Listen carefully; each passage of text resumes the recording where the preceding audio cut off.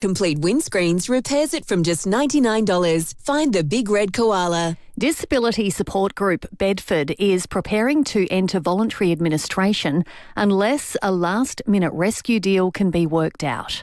More than 1,400 people with a disability across the state will be directly impacted. Bedford CEO Myron Mann says they are open to conversations with potential financial partners. It is not lost on me the vast personal impact this news will have across our community and the 1,400 clients we directly support each day. The Premier will meet with Bedford today. The deadline to find a solution is Sunday. The threat of strike action by public sector doctors remains unless further talks on Monday can reach a deal. Discussions yesterday afternoon ended with no agreement. Doctors want a 10% pay rise every year for 3 years, while the government's offering 3.5% a year. As many as 1,000 public hospital doctors could walk off the job next Wednesday.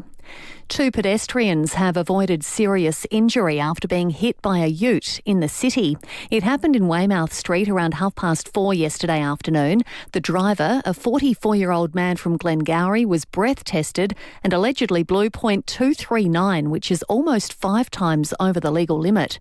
He has lost his licence for a year and will face court at a later date.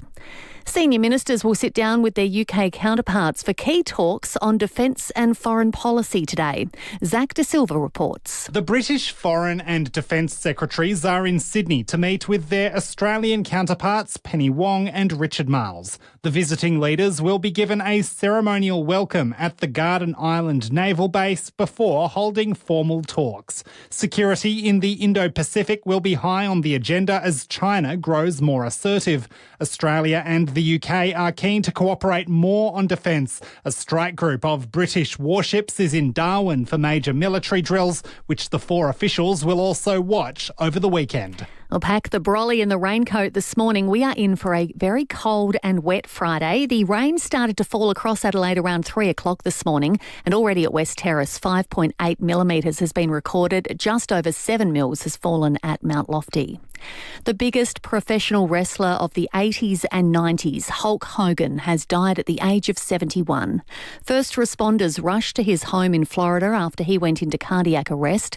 Clearwater Police Department officer Nate Burnside says he couldn't be saved. It was discovered at that time Terry Bollea, also known as Hulk Hogan, was experiencing a serious medical-related issue. Personnel provided medical treatment at that time and transported Mr. Bollea to Morton Plant Hospital, where he died at 11:17 a.m. And Australian actor, director and playwright Henry Szeps has died, aged 81. He was best known for his role as Robert Bear, a dentist, and the second son in the hit sitcom Mother and Son, alongside Ruth Cracknell and Gary McDonald.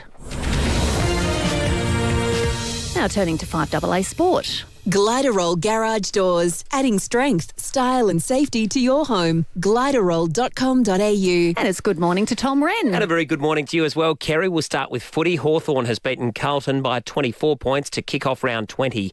Blues retiree Sam Doherty booted a goal in the third quarter in a rare highlight for the Blues. Hawk Mitch Lewis says it's great to return from injury along with midfielder Will Day. The way he attacks the ball, especially in a defensive way as well, he tackles harder than anyone. I think he was on managed minutes, so no doubt he'll get a bit more of the footy in the coming weeks. We were both sitting on the bench at one stage and we're just like, we're back. How good's this? Well, meantime, the Crows have named an unchanged side to take on Port Adelaide in tomorrow night's showdown at Adelaide Oval. Brodie Smith is an emergency and is likely a backup for Mitch Hinge, who's still in some doubt after copping a badly corked hip against Gold Coast. And the Power have been boosted by the return of captain Connor Rozee, who returns despite breaking his hand only a couple of weeks ago. Joe Berry and Jed McEntee are also in the team. Well, Australian cyclist Ben O'Connor has won stage 18 of the Tour de France, the highest point of the race across the Alps.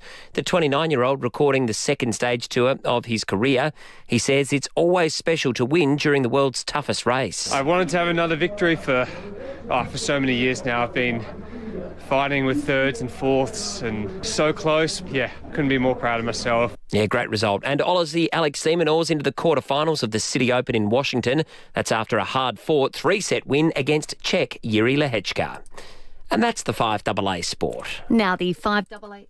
Now the 5AA forecast, and it's going to be rainy today, a top of 13, showers and 14 tomorrow. More showers on the way Sunday, 14, and on Monday a shower or two and 14. Right now it is 9 degrees on 5AA, always Adelaide. Hi, Bronte Manuel from Toop and Toop. Now more than ever, you need an agent who's not just out for a quick sale. You need someone who can stand their ground to ensure you're maximising your home's potential. There's a good reason Toop and Toop is defying market trends and continuing to deliver premium outcomes for its clients. With a history spanning over 40 years and a team of unrivalled experience, Toop and Toop knows what it takes to maximise your results in any selling conditions. Visit toop.com.au to find out more. Hi, I'm Adam from Gutser. We've been relining gutters across Australia for nearly 30 years. Now you can get your hands on our DIY house gutter relining kit. This means you can install gutter liner for under $10 a metre. It's tough, has a 10-year weatherproof warranty, and it's 70% cheaper than replacing your gutters. Go to gutser.com.au to see the installation videos. Buy online and get the kit delivered to your door. Nothing can be finer than Gutser gutter liner. It's Christmas in July at Wayville Hyundai. With every car delivered this month, we'll donate $100 straight to the Salvation Army Red Shield Appeal, so your new Hyundai helps Aussies in need. Plus, we're inviting you to join us by popping a donation under our Christmas tree so we can pass it on to Salvation Army. Head to our website to see how you can help make a difference. Visit wayvillehyundai.com.au and change the way you Hyundai at Wayville Hyundai.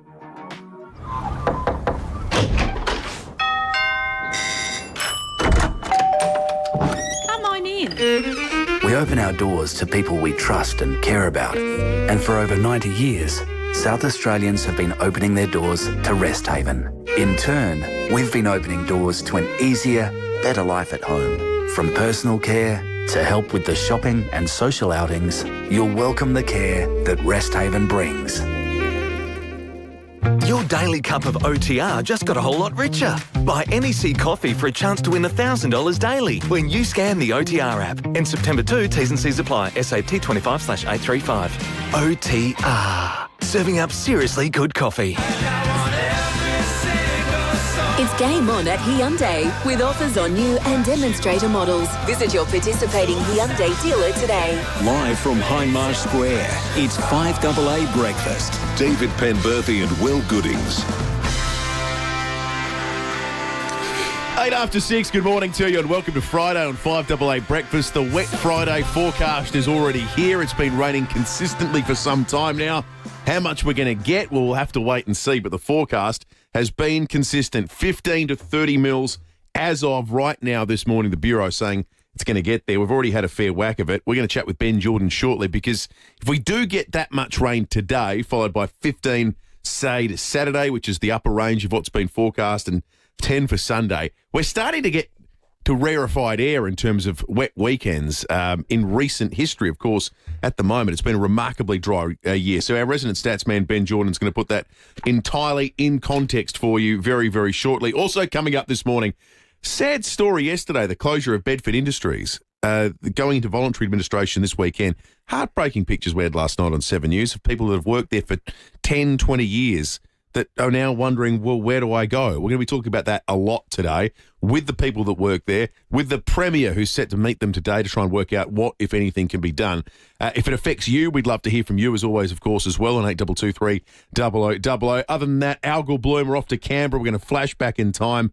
And, of course, we'll round out the week in the usual way with Feedback Friday. David Penberthy, good morning to you. Good morning, Will. Good morning, listeners. Yeah, it is already coming down. I had a bit of a late night last night. I got stuck on the TV watching some television, but about 11:30 the wind started to pick up and I thought, oh, here it comes.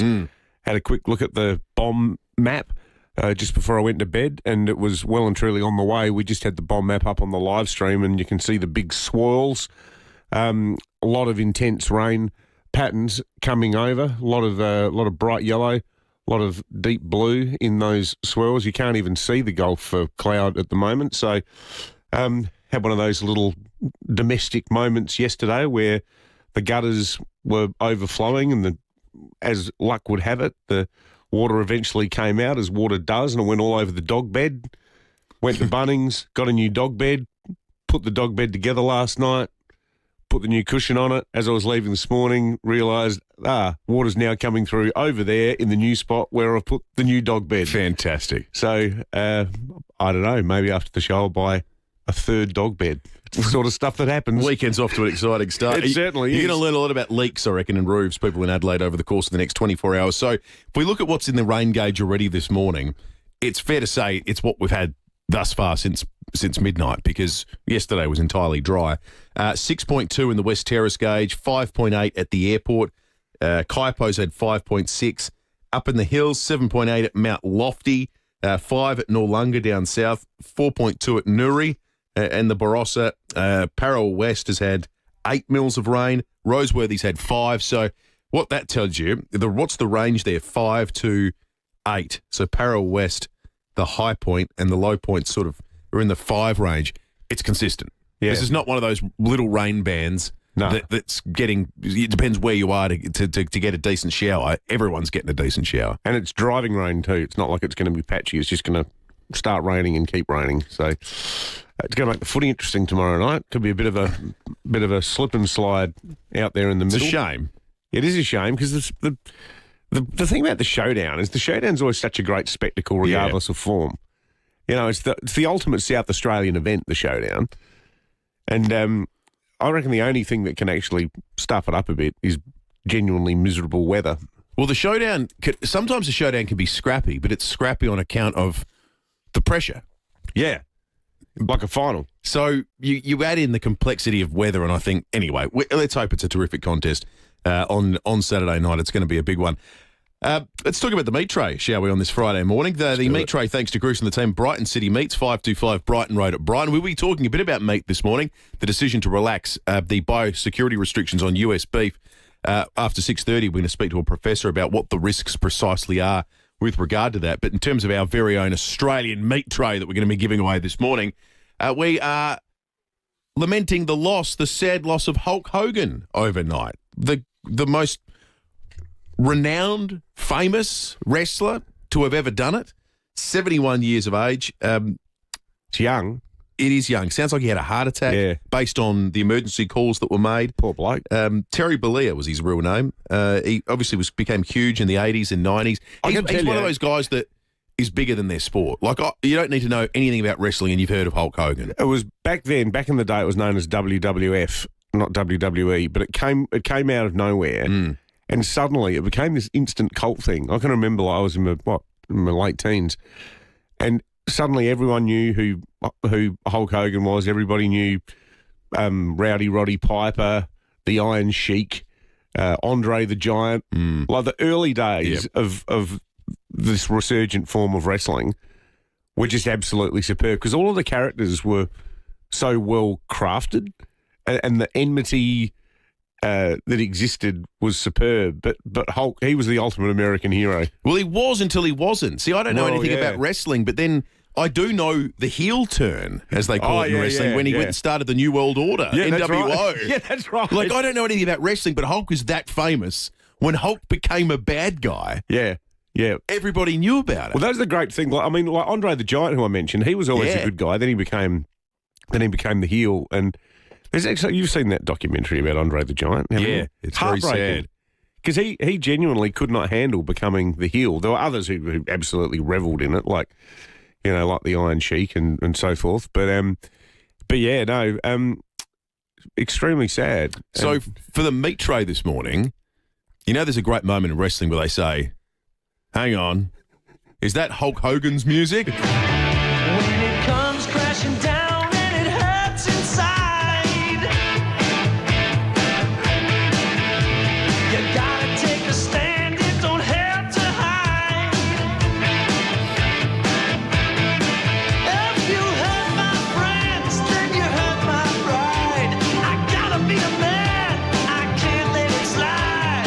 I am a real American. And Hulk would come out to Real American playing in the background. There was a bit of a video and he'd be playing the guitar in front of an American flag. I had no idea if he could play the guitar or not.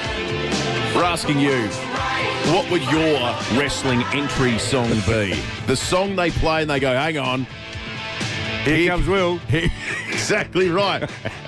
Here comes, Dave Lloyd from Alberton. Whatever it might well be, what's the song that would identify you instantly to your fans that you are coming out for the bout? This is something politicians have put a lot of thought into, being, not devoid of ego. I was thinking about the deeply troubled world of Mark Latham. I started thinking about it, then I tried to stop thinking about it straight away. I tell you what, I made about 3 paragraphs into one of those stories the other day and thought, that'll do me. I don't need to know any more about this. But he famously in 2004 came out at the Labor launch to the sounds of New Sensations by INXS, showing a spectacular degree of unfounded hubris, given the country worked out that he was a nut and didn't vote for him. Stephen Marshall's was the man, I think it was. That's right. I can't remember. Did Malley have one of the last election? I'm sure he would have. I can't think what it is, though. But you're right. Politicians and wrestlers, professional wrestlers, they do have some things in common. Tony Blair had was it not The Only Way Is Up? Things Can Only Get Better by D. Ream. Things can only get better. Bill Clinton had Don't Stop by Fleetwood Mac. Yep. John Howard never had any, as befits the man. I don't know anything about the musical tastes of John Howard. Neither do I. I don't remember them ever being referenced. Oh, actually, no, you know who his favourite singer is? Bob Dylan. Is that right? Yeah, which sounds a bit counterintuitive. Yeah, it does. Bob... Yeah, no, he's a big Bob Dylan fan. Early Dylan. Yeah, that would have been an odd conversation had the two met, hadn't they? Howard used to be a big smoker. Believe it or not. He smoked till he was about 45. Yeah, but you don't want Bob saying to John, the war, man. The Middle East is going on. Didn't Dylan get told off by the lefties at the time for not being strident enough against the war? Yeah, absolutely he did. That he wasn't full-blown peacenik. There was a suggestion he knocked around a lot with the anti-war lefty hippies, Bob Dylan, and they inspired his music. But was he totally taken with it, or was it just good fodder to write about? Or good fodder to sleep with, probably. Well, Joan Baez. Yeah, exactly. Daniel and Ross, Trevor, good morning. Oh, good morning, fellas. That's not a great start to the day. Perhaps one of the most iconic moments was when he body slammed Andre the Giant at WrestleMania 3. Yep. But in regard to an entrance theme, mine would be The Pretender by the Foo Fighters. Oh, I love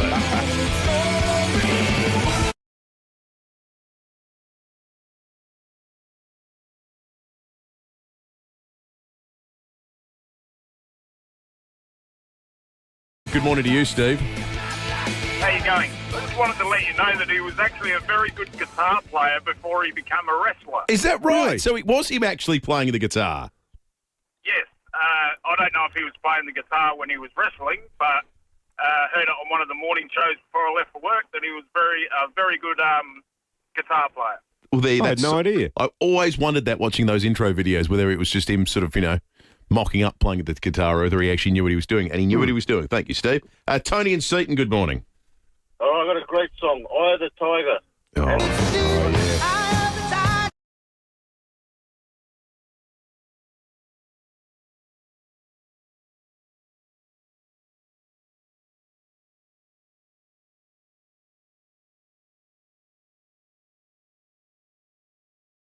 I tell you what's coming to the fore this morning is the undercurrent of a South Australian wrestling fandom. We should also mention the extent to which WWF made its way into popular culture all the way to Adelaide. There was an excellent local rock band, real heavy grungy rock band, who were grunge before grunge was even a thing, on the Greasy Pop label here in Adelaide, Doug Thomas's label, and they were called the Iron Sheiks. There you go. And they had a famous record called Do You Sell Beer Here? And they were standing on the railway tracks. I think the photo was taken at Keswick. All you could see is the 4 blokes in the Iron Sheiks wearing their blue singlets and with the red and white tea towels on their hair.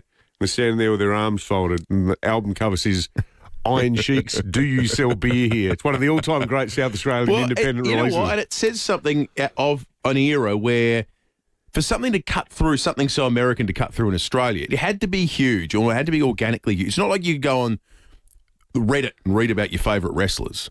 You weren't watching YouTube clips of your favourite wrestling bouts. No. Like, for something to cut through then, it's a very different experience to what it is to cut through now. Because you can be a fan of any niche thing on planet Earth. Like, if you're going to be a fan of Hungarian handball, you could do it now. It doesn't require much effort. But wrestling then, in the 80s, just to sort of make its way here that way, it was VHS and... Yeah. It's to remarkable. remember what time it was on TV. Yeah. 20 after 6, news headlines coming up in just a moment. From your first call to after the funeral, the women of White Lady Funerals will be by your side. We are here to listen to you and to guide you. White Lady Funerals. Let our strength help you find yours. And here is your room. Have a nice day. This can't be the place. Is that the bed? Oh, gross! Nothing like a bug symphony to set the mood. Luckily for you, I can't play any instruments. Next time, chat with an RAA travel agent so you don't have to hang with Chirps a lot over here. Book an appointment with RAA travel agents and elevate your holiday. RAA, it's better to be a member. 5AA's Tech Talk with your host, Adelaide tech guy Richard Pascoe. Thanks to Harvey Norman Computers. You know there's something pretty nifty in the world of phones right now. The new Samsung Galaxy Z series. Yes, the Fold 7, Flip 7 and even the Flip 7 FE. They're sleek. They've got these magnificent foldable screens, pro-level cameras and a battery with more usage time than previous Flip models. Here's the best bit. Pre-order one at Harvey Norman and snag a bonus storage upgrade. You'll get 512 gig for the price of 256 gig. The new Samsung Fold 7 is like having a tablet that fits in your pocket. Big screen when you need it, sleek and compact when you don't. This offer wraps up on July 31st, so jump in and pre-order your Galaxy Z at Harvey Norman today. Check out this great offer at a Harvey Norman store near you. Here at 5AA, we're all about supporting local. Here's who you can support around Adelaide. Enjoy your outdoor area all year round with an opening and closing roof designed, manufactured and installed locally by Louva House. No matter who you're backing this showdown, Health Partners has your back. As a South Aussie non-for-profit health insurer, Health Partners is health insurance made human. 5AA, supporting local business. Weekends can turn wild in a blink. That's why there's JQ Morford Vale, selling a new kind of SUV, made for beach runs, bush tracks and sleek city drives. JQ Morford Vale, Main South Road. Camper Agent RV Supercentre is your ultimate destination for caravans, camper vans and motorhomes. Join us at the Let's Go SA Caravan and Camping Show, 24th to 27th of July. Explore all the big brands, Winnebago, Windsor, Corrimal, Adria, Hitchhiker, and unlock huge show savings. Whether you're upgrading or buying your first RV, make Camper Agent your first stop. See you at the show. 5AA Breakfast is streaming live right now. To watch, simply head to 5AA on Facebook or YouTube. It's game on at Hyundai with offers on new and demonstrator models. Visit your participating Hyundai dealer today. David Penberthy and Will Goodings, 5AA Breakfast. 24 minutes after 6, rain tumbling down, potentially up to 30 mils today and maybe somewhere in the order of 40, 50 over the weekend. Certainly feels like a break of the season. We wanted to put it in context both this year and historically, and for that there's no better man than our resident stats man, Ben Jordan, who joins us on the line. Ben, good morning to you. Morning, Will. Dave, how are you, bro? Good, thank you, Ben. So what jumps out to you, Ben, about this weekend? Well, I will just start with a slight confession. I did give you that scat the other day that unfortunately some errant typing led to me saying 2003 when it should have been 2023. But hopefully you can forgive one mistake in 6 years. One mistake. Even Bradman didn't always make centuries, Ben. Exactly. It's all right. Thank you. But in terms of records, we end up with about 70 mils over this week. Still likely to be the top half a dozen weeks in terms of rain since 2000, which puts it in line with some other historical events, including that last weekend of September 2016 when we had 90 mils and, of course, the whole state lost power. Yeah, that's right. And then later that year, Boxing Day, when we had 70 mils and the Bay Oval lost the roof to the old H4 Spark stand. Yeah. That's right. Crikey, what's that, 9 I years always had ago? my suspicions, though, Ben, that was an insurance job. It was pretty run down. Well, the council did strangely knock it straight down, so you might be right. all for the best in the long run. Yes. And then the first week of December 2010, we had 75 mils, and unfortunately there was a test match going on that time, and the rain couldn't save us. The Aussies still lost to the Poms. But Yeah. if we do hit 30 mils today, it'll be the first time in about 550 days that we've had over 30 mils. It was Australia Day last year that we had such a wet day, and it would actually be the 201st time since 1839 that we've had over 30 mils. So on average, it almost happens once every year.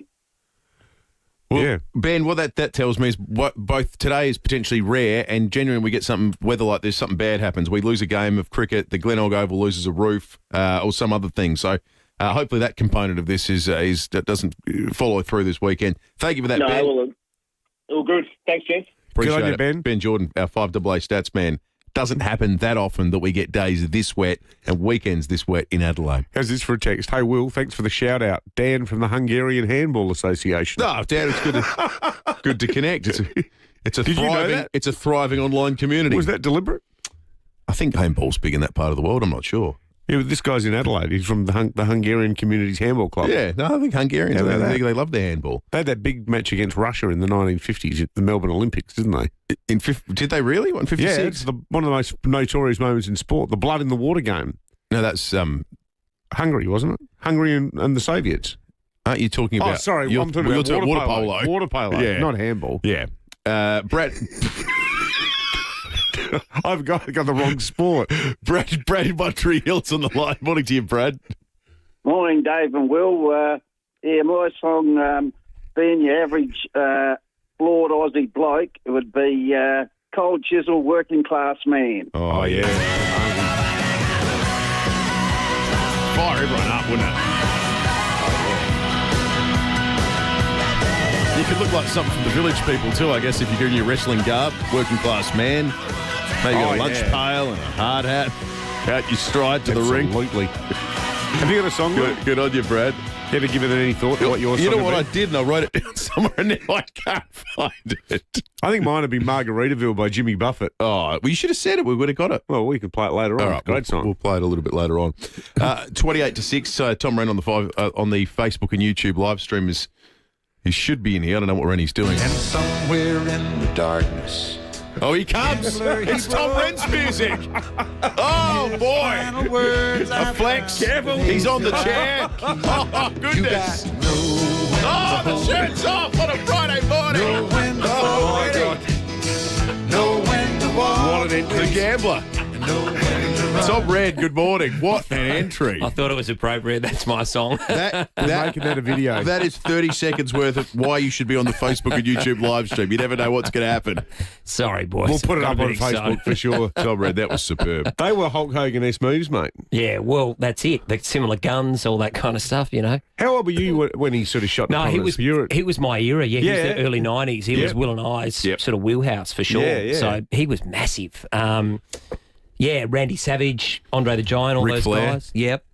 It was huge. I remember it was massive back in the day. Yeah. There were The games Royal on Rumbles. and the games on the Nintendo were huge at that stage. Absolutely. WrestleMania. Vince McMahon, the corporation. Like, there's so much to it. Just brilliant. Well, it's good to talk wrestling because the footy last night was a bit dull, wasn't it? Please. It was, Carlton again. And look, it was great for Sam Doherty who overcame cancer, and that was a good story. But 4 goals was the margin. Goodness, it felt like a 10-goal game to me. It was pretty flat. The Blues are nowhere, unfortunately. They're really struggling. It's hard to see. Have you heard the rumours that Curno's going to the Suns? Yeah. He wants to leave Melbourne? There's been a bit bubbling around it, and Damien Hardwick didn't deny it. Look, he didn't confirm it either, but... Yeah. Apparently he's just sick of just can't leave the house without being bailed up by people. Yeah, and you can sort of understand. Showdown 58 tomorrow, boys. I know there's a lot of interest about that. The Crows unchanged. I think there's a chance Brody Smith could come in. He's been named emergency. Mitch Hinge, 6-day break, really badly corked hip. I wouldn't be surprised if that happened. Port, of course, bring back Connor Rosie, which is good news. So you wonder whether or not any of the Crows players, and, not doing anything, but if he's tackled or whatever, just, get stuck into the hand a little bit. If he's in a marking contest? Exactly, yeah. Remember we saw the vision in the old days where they used to punch the hand of players if they knew, so look, I don't expect they'll go out of their way, but if the opportunity arises. Just the other thing as well, in terms of people that are going to the game tomorrow, if you're thinking of heading there, just perhaps take public transport because the oval and the ground's in fantastic condition, but the car park, if you're looking to park on site, you will not be allowed if you're just a member of the public, like in the Northern car park. Is that because of the rain? Because of the rain. So if you've got a permit, Will, for example, we have the permit. Whose decision would that be? That'd be Adelaide Oval. Yeah. Or would it be the City Council in conjunction with them? Maybe, but yeah, I think rules about grass damage to the parkland. I think they're just concerned about the state of the park. But look, if you've got a permit, you're fine. But if you're a member of the public, you won't be allowed to park on that Northern car park. So just keep that in mind if you're heading to the game tomorrow. Public transport if you can. It's a good tip, Rennie. Good advice, mate. Good bit of information as well. What an intro. What an intro. I'm still reeling from that. It was Sorry, remarkable. Points, that was bad. Brilliant. Colours, custom design, any house, any style, glider or garage doors, gliderall.com.au. Just a incident on our roads too that we're going to get some more information regarding. Emergency service at the scene of a serious crash at Tranmere occurred on Glenburn Road near Richardson Avenue, Tranmere, just before 6 o'clock. We've received a lot of calls about this. Just wanted to mention it before the break. Glenburn Road closed to southbound traffic from Arthur Street. Motorists should avoid the area, is SAPOL's official advice, but we'll be checking with them shortly and get some more information on that for you.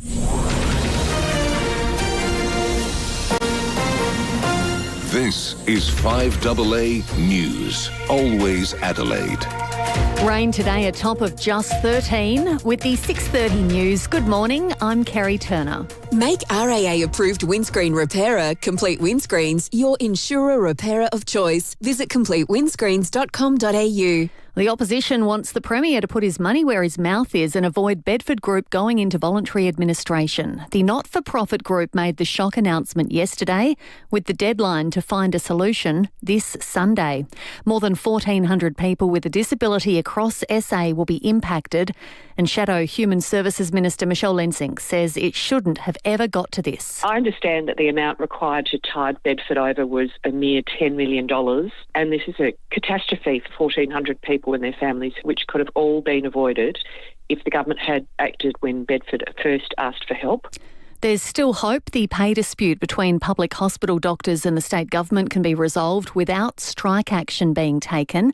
Talks yesterday afternoon ended with no agreement. Monday has been set aside to try and find a compromise and avoid doctors walking off the job on Wednesday. The union is pushing for a 10% pay rise every year for 3 years, while the government is offering 3.5% a year. The federal government's been told to crack down on wealthy seniors who get pensions. Gabrielle Hodson has more. A departmental brief written for the Federal Social Services Minister says the pension needs to change for wealthy seniors. The Financial Review says in some cases pensions aren't being used for day-to-day costs and end up as cash inherited by the next generation. Under the current assets test, a partial pension continues to be paid to couples with an income of almost $100,000 a year, as well as a home of unlimited value. Tanya Plibersek has no plans to add the family home to the assets test, but the Grattan Institute says counting the value of family homes beyond the first $750,000 would save more than $4 billion a year and target the pension at those who need it. The price of spirits is set to jump while beer will escape the hikes. The PM has bowed to pressure and agreed to freeze the excise on pints, schooners and pots for the next 2 years. But patrons ordering cocktails, mixers and ready-to-drink beverages will pay more from August 4. Wrestling icon Hulk Hogan has died of a suspected cardiac arrest. He was 71. He helped WWE achieve global recognition in the 1980s. And in 1991, he starred in the comedy Suburban Commando. You got any idea what we're going to do to you? Let me guess. You're going to pound my face. What are you, nuts? It's the 90s. We're going to sue you. And if you're off to Showdown 58 tomorrow night, have a think about how you're going to get there. Adelaide Oval says because of the forecast heavy rain, there will be no public parking available on site. Free public transport will be operating.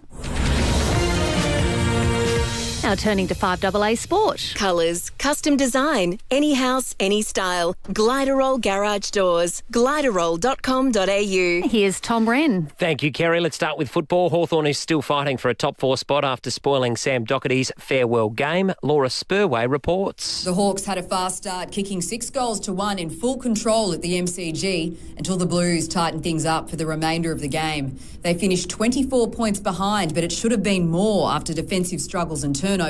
A highlight in the third quarter with Sam Doherty kicking a goal in his final game. Charlie Curnow dashed trade speculation after the match, confirming he'd be at Carlton next year. Jack Gunston top scored for the Hawks with 3, while Mitch Lewis and Cal Shadir had 2. The final score 13-7 85 to 9-7 61.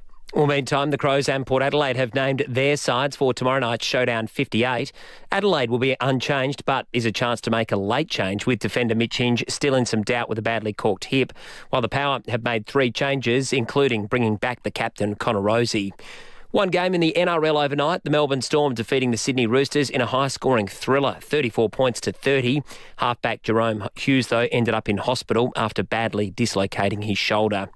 Australian cyclist Ben O'Connor has won stage 18 of the Tour de France. Tadej Pogacar still holds the overall leader's yellow jersey. And in some golf to finish, Canadian Adam Svensson has fired a stunning 11-under round of 60 to lead the 3M Open by 2 shots on the PGA Tour. And that's the 5AA Sport. Now the 5AA forecast. Rain today, a top of 13. Showers and 14 tomorrow. More showers on the way Sunday, 14. And on Monday, a shower or 2 and 14. Right now it is 9 degrees on 5AA, always Adelaide. It's game on at Hyundai with offers on new and demonstrator models. Visit your participating Hyundai dealer today.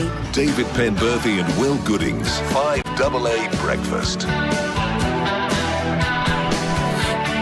23 minutes to 7. Very, very shortly, we're going to be turning our attention to the lift in the restriction on US beef being imported into Australia. You might have heard an interview before we came on that we conducted yesterday with the head of Livestock SA yesterday. As the news broke, our guest literally had been woken by us telling her about the news. And one of the points I think she made very well was that while she was more than happy to come on, not the best way to find out there is a massive decision that's been made that's affecting your industry is to find out when a local radio station calls you up, not the government that's been making the decision. We want to do some more on that. We'll do that in just a second. Also, Bedford Industries going into a voluntary administration this weekend. 1,400 people are affected. The footprint of this incredibly important service is just massive. We're going to be speaking to some of the people involved. Such a tragic some of them human affected. story. It's awful. The way they found out too, it's almost like a sort of corporate-style redundancy type thing where they got handed notices. And given that a lot of these people have big challenges when it comes to cognition and stuff like that, they would have been genuinely terrified. You'd think, just terrible. Well, just an unsettling. That gives. Well, I'm just thinking to a lovely young lady that had been there for more than a decade that we had on 7 last night. That was what gave her life real structure. Yeah, that's what she went every day. It's what work is for everyone, I guess. Well, correct. It's no different. It's no different from you and me. That's right. We got our routine. You get into a pattern. Your life takes on a shape. And just heartbreaking, that story. Gives you a sense of purpose. All right, let's check in with Professor Michael Ward, who is a biosecurity expert at the University of Sydney. Professor, good morning to you. We thank you for your time. Yesterday we spoke at length about the politics of this, the timing of the investigation into the biosecurity protocols we had that restricted the importation of US beef. I want to get into the science of this a little bit this morning with you. What are the sort of risks that you foresee because of this decision, if there are any, or do you think it makes perfect sense? Yeah, well, good morning. Whenever there's these sort of decisions, we go through this scientific risk assessment process. So they would have looked at all the possible diseases that could be transmitted, and they've come to the conclusion that there's negligible risk of any of those diseases entering Australia in beef imports. Do you, in this case, though, Professor Ward, is it your understanding that the federal government has actually spoken to people like you to work through this before making the decision, or rather was it more of a sort of geopolitical /trade decision? Yeah, well, I'm not sure of the motivation, but it was very surprising, I think, to everyone in the biosecurity area, this sudden change. Looking at what's been published on the web, and I'm not quite sure when that went up, whether it was yesterday or a few days before, the reason given is that there's been changes in the ability of the US to monitor what cattle or where they've come from in terms of, where they were born, that there's been changes, but I'm not really sure what those details are, how that's being enforced. So it's the idea is that, animal being exported to Australia, the meat being exported, the animal was born in the US or it was born in Canada or it was born in Mexico. So the big concern probably is, cattle from further south. Yeah. How do we know that there's not cattle from Central America that then move to Mexico, that then move to the US and get sold, as a US animal? So it's a really complicated, dynamic sort of system over there in terms of, beef production. So that seems to be what's changed, and the government seems to have confidence that, that's a secure pipeline now. Given your expertise in the field, though, obviously, as the Uni of Sydney biosecurity expert, do you still have qualms about it? I do, because I know that there's no such thing as a perfect traceability system, and it's always leaky. It's always very difficult to sort of completely know for sure, where animals are coming from. So we sort of, at the moment, we're sort of accepting that on face value. I don't know the actual details, how they can guarantee the actual origin of the beef that ends up potentially on an Australian plate. Yeah, interesting chat. Thank you for that, Professor Michael Ward from the University of Sydney. All right, let's revisit what is the big story in South Australia this morning. The Bedford Industries this weekend will enter formally voluntary administration, and it means people like our next guest are now wondering what comes for them. David Stevens has been a Bedford worker for 19 years, 5AA listener as well. David, good morning to you. Very good morning to you guys. How are you this morning? We're good, thank you, David. Mate, this is very sad news. So did you find out yesterday afternoon about it?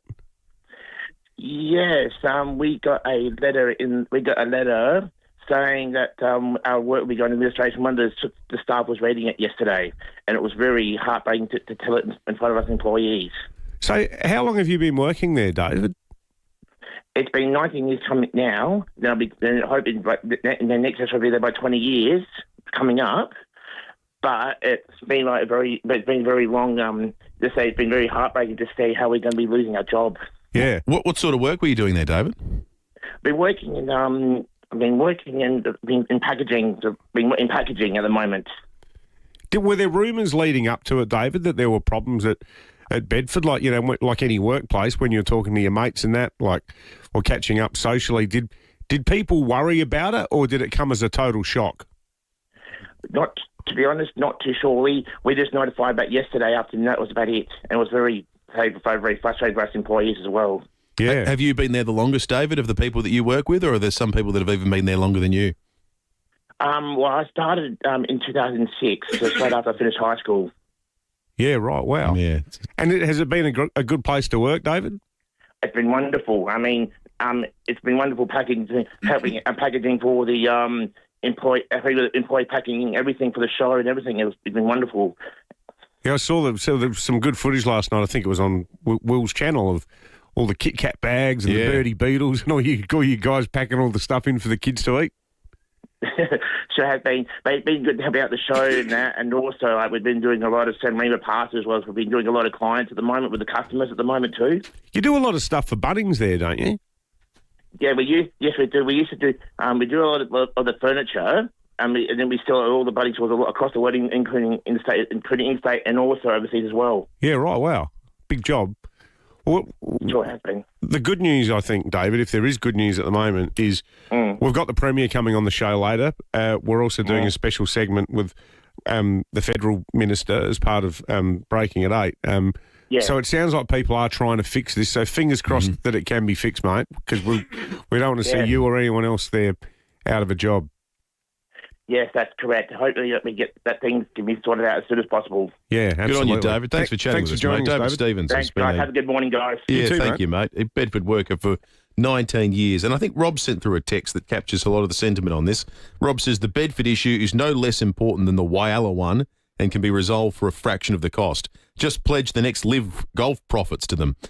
Premier. If we judge a society on how we look after our most vulnerable, then if Bedford closes, it's a big fail for this government. I agree with that, but I also... It's a federal government thing, isn't it? Well, yeah, correct. The other thing, though, as important, I agree, I totally agree with you, Rob, this cannot be allowed to fail. But the government can't become the last port of call for every business that hasn't been run properly. You know, we can't have a situation where every time a business goes under, it becomes the job of the taxpayer to step in. Now, there might be questions about how it's been run. Sure. That's whether a it totally expanded too quickly. Because, you know, there's been some suggestions that it went on a bit of a buying spree, bought a big commercial kitchen operation, a bakery, a commercial laundry. Equally, though, there's concerns that Bedford had about the NDIS and how the operation of the NDIS has affected it. And I don't know if there's wages issues.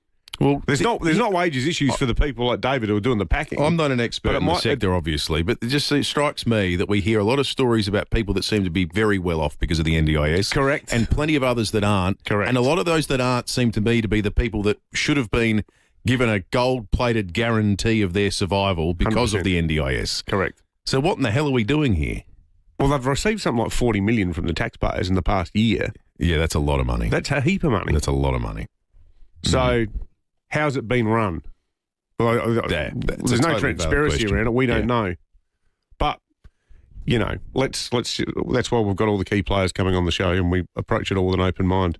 Absolutely. Let's check traffic. We'll come back with police and weather in just a moment. Browse undercover in comfort for your certified pre-owned Toyota at the new Jarvis Toyota, Brighton Road, Somerton Park. Thanks, Will, and morning, David. Bit of a rain bomb passing through at the moment. Should be really wet most of the morning, so take it easy on the way to work. Got a collision at Ferd. Look out for too. Glenburn Road near Richardson Avenue. Lights on the blink at Gilman along the Porter Expressway in various areas affecting Hanson Road and also Eastern Parade.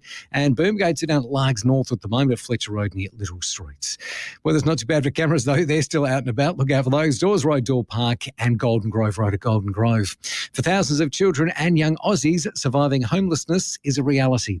Join Y Foundations in the fight to end it. Visit yhdm.org.au today. Adelaide's most accurate traffic on 5AA. Are you over 50 and fed up with your bloated belly? Craving bowel regularity and immune system support? Say goodbye to gut discomfort with Caruso's Over 50s Probiotic. Caruso's Over 50s Probiotic supports bowel regularity and relieves bloating associated with medically diagnosed IBS. It also supports the immune system of people over 50. If you're fed up living with an unhappy gut, try Caruso's Over 50s Probiotic today. From leading pharmacies and health stores, always read the label and follow the directions for use. Life's a journey. As you grow older, every step should bring you more of what you want. And at ECH, they understand that. As one of SA's largest retirement living and home care providers, ECH offers more in every sense. More help at home, more support with your health, or the perfect new home to downsize to. ECH won't tell you where you should be, but they'll always support you to get more out of life. Visit ech.asn.au or call ECH today. Now more than ever, you need an agent who's not just out for a quick sale. You need someone who's going to stand their ground to ensure you're maximising your home's potential. There's a good reason Toop & Toop is defying market trends and continuing to deliver premium outcomes for clients. Toop & Toop, they've got 40 years history and a team of unrivalled experience, and they know what it takes to maximise your results for your property in any selling conditions. So if you're thinking of selling, now's the perfect time. Toop & Toop, Adelaide's trusted real estate advisors. So visit toop.com.au or call 8274 8588 for more details. And don't forget, you can hear more from Bronte and the Toop & Toop team on Real Estate Radio with Leith Forrest every Wednesday at 2 p.m. right here on 5AA. We love to see you, CMI. CMI Toyota is SA's #1 selling Toyota dealer and the best place to get your car serviced, offering while you wait express service and the convenience of a one-stop tyre shop. You can trust our team of expert technicians to take care of all your vehicle needs. Book online or visit your local CMI Toyota service centre today. We'd love to see you. We love to see you, CMI. Oh, what a feeling, Toyota.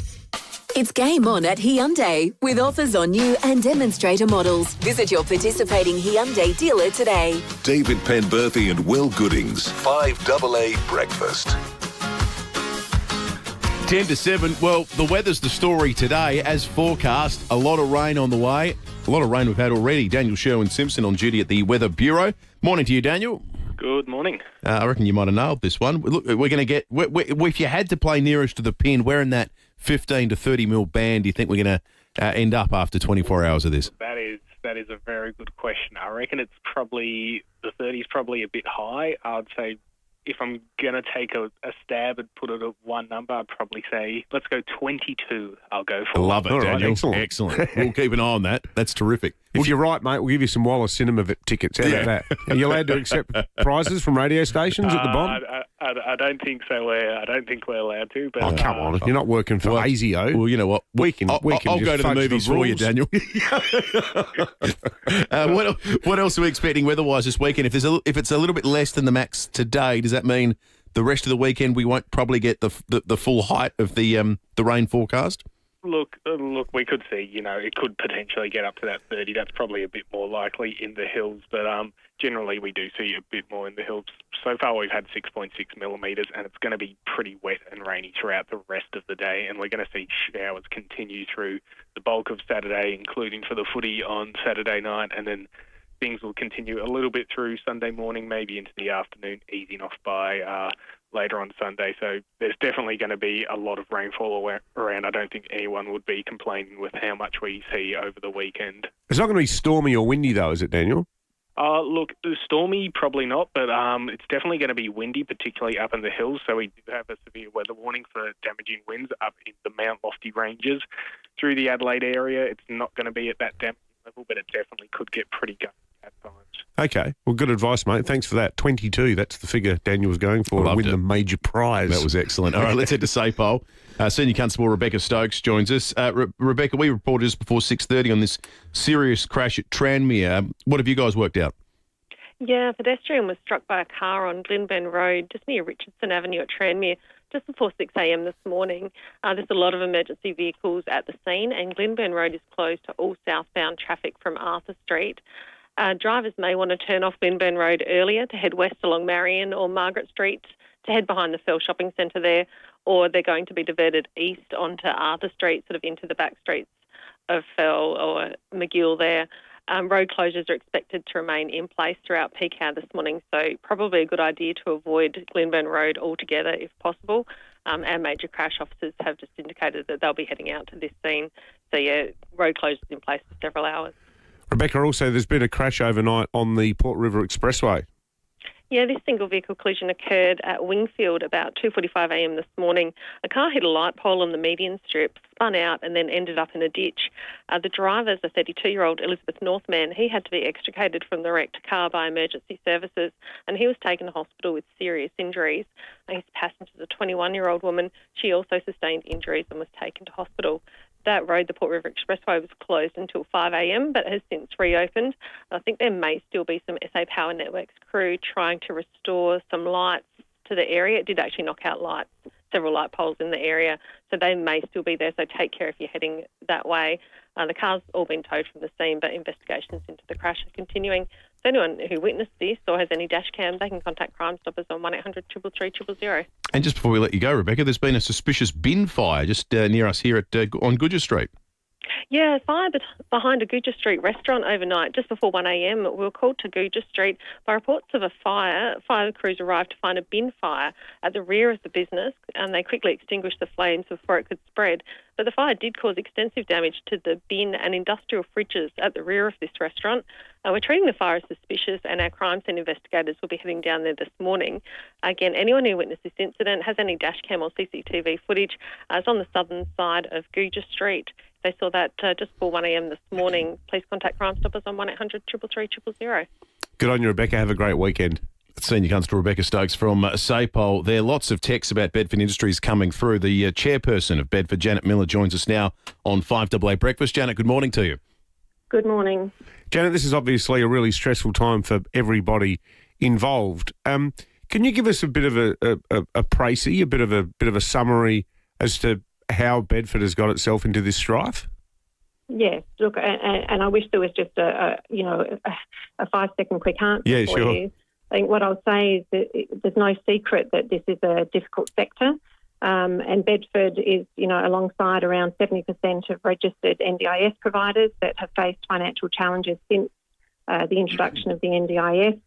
We believe that the supported employment model is not sustainable, but we recognised that, a couple of years ago, a couple of years into the NDIS, and we set about a strategy which was aligned to the recommendations of the Royal Commission, and that was focused on transitioning supported employees into open employment with different employment pathway options. That is something that is not actually funded by the NDIS, so we have funded that ourselves. And so there's a few things at play here. There is the NDIS model, which is not sustainable, and then there is the need for Bedford to respond to the recommendations of the Royal Commission and find a transition out of supported employment, and that is not funded. So all of that has led to where we are. I totally get that the NDIS has changed the landscape for you, but is some of this also on the management of Bedford? My understanding is that in the past 12 months, and this is according to the auditors, Bedford spent $12 million building a manufacturing facility. You bought a recycling operation, a commercial laundry operation, a bakery operation, a commercial kitchen operation. Like all of those things have happened in the last year, and now you're in administration. Yeah. So the Salisbury manufacturing facility is actually a key component of the future strategy around open employment. We have social enterprises that will be moving into that facility as long as we can lock in the funding to get us through the cash flow problem this week. We do have a strong balance sheet. So we have 2 social enterprises that are going into that manufacturing facility, and we have customers and orders ready to go. So that is key to the strategy.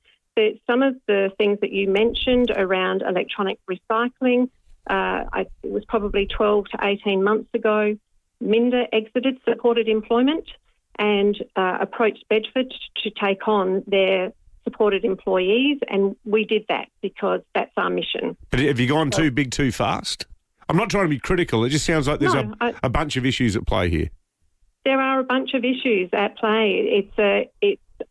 We're a very large, very, very large business with 22 sites across the state. We offer a lot of services to people with disability. So absolutely, it's not a simple business. It's a very complex business. So as I'd mentioned to you, we have net assets. We have a really strong plan. We have found ourselves in a period of illiquidity. We are seeking support from the state and federal government to get us through that period of illiquidity. And then we believe that we can get back on with our plan, and we still believe in the plan. We believe it's a viable plan for the future of Bedford. We've been very happy. Yeah, please. Sorry, the state government have made the point that they've been in conversation with you over the course of the past couple of weeks. Is the fact that we've reached this point a sign that they haven't been as forthcoming with the sort of assistance you require as you'd like them to be? No, we are very grateful for the discussions we had with the Premier and Treasurer to date. We have to remember that the NDIS is a federal matter. However, the South Australian government and the Premier, I've had many conversations with the Premier. The Premier fully understands how important Bedford is to South Australia. So whilst the NDIS and disability is a federal issue, we've been so grateful that the Premier and the Treasurer have been prepared to have these discussions with us. There is money on the table from the state government. We want the Commonwealth government to add to that and put their money on the table. They're considering it. So the door is not closed on that. And so that's why our task this week is we do not want to end up in voluntary administration this weekend. So we are saying, please, let's get that money on the table now. Let's get through this period of illiquidity. Let's get back onto our plan. Well, it sounds like there's a chance, which is good news. Janet, thank you for Janet. your time. Janet Miller, the chairperson of Bedford Industries. We're going to take a break. 5AA News is coming up. Back with more shortly. Hi, I'm Dr. Laura Willington. Understaffing in our hospitals is harming you and me. We urgently need a workforce plan to identify the right number of doctors for each of our hospitals and health services. And we need fair wages and conditions to attract and keep doctors so you can access care when you need it.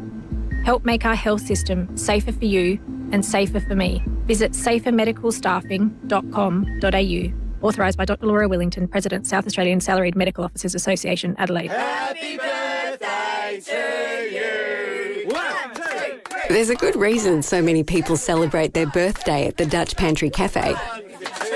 A whole menu of authentic Dutch food for brekkie, brunch or lunch.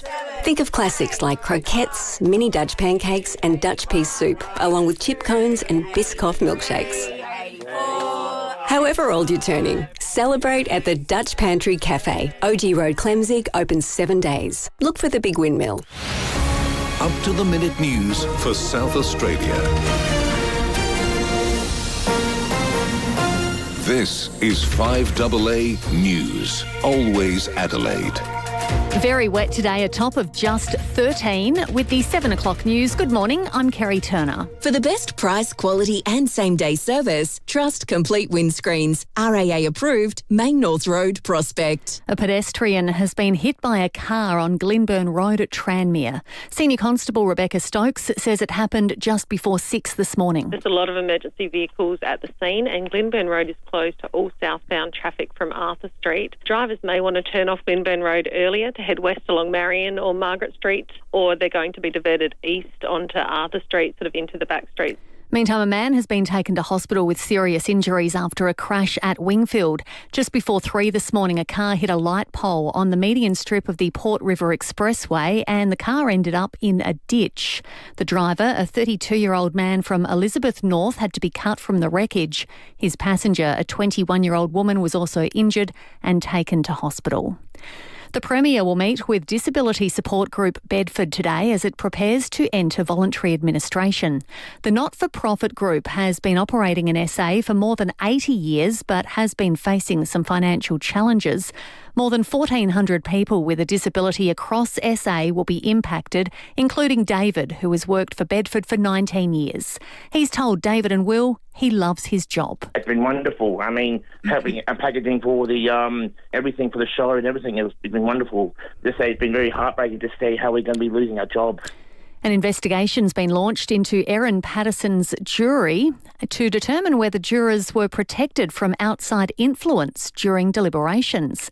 In a major bungle, jurors were sequestered in a hotel where 7 journalists, 2 prosecutors and 3 detectives were also staying. It took up to 6 days before the judge was advised of the mistake. Over the past decade, productivity across Australia has grown by less than a quarter of its 60-year average. The Productivity Commission believes bringing a growth mindset to policy decisions would make full-time workers better off. And wrestling legend Hulk Hogan has died at aged 71 after a suspected cardiac arrest at his Florida home. Born Terry Gene Bollea, he revitalised wrestling in the 1980s with theatrics and over-the-top antics that attracted an entire new audience.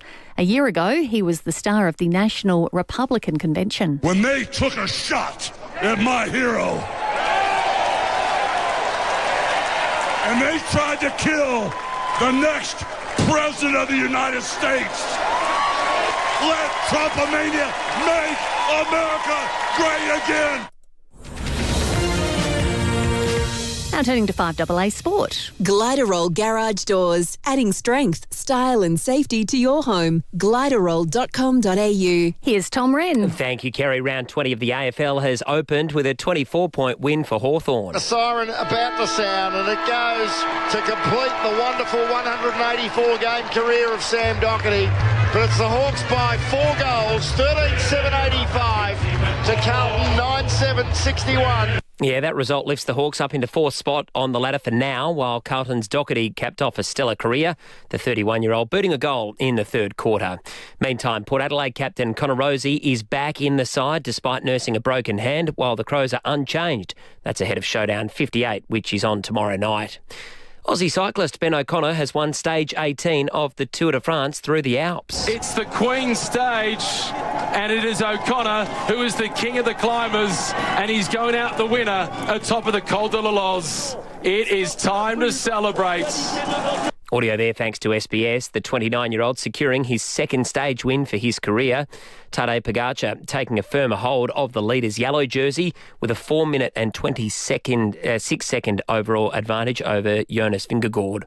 Well, Aussie Alex de Minaur is into the quarterfinals of the City Open in Washington after a hard-fought 3-set win against Czech Jiří Lehečka.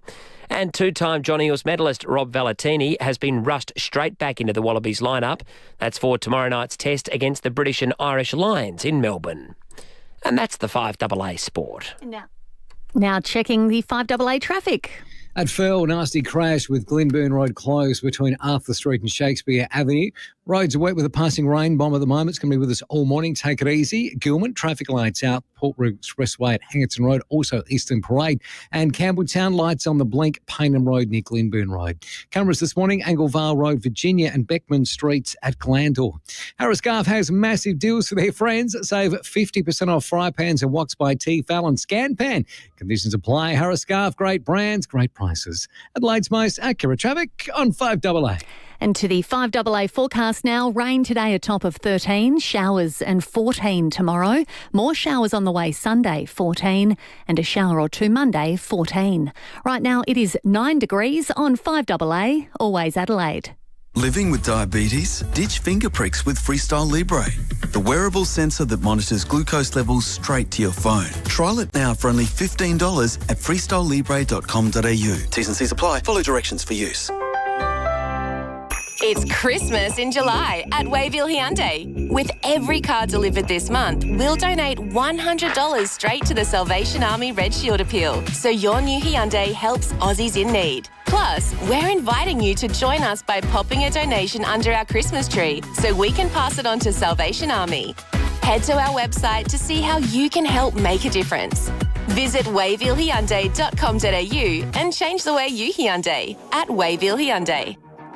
At AUSTRAC Campers, we never stop innovating. We listen, learn and adapt, making sure our campers are always ready for what's next. Built for the future of Aussie adventures. AUSTRAC Campers.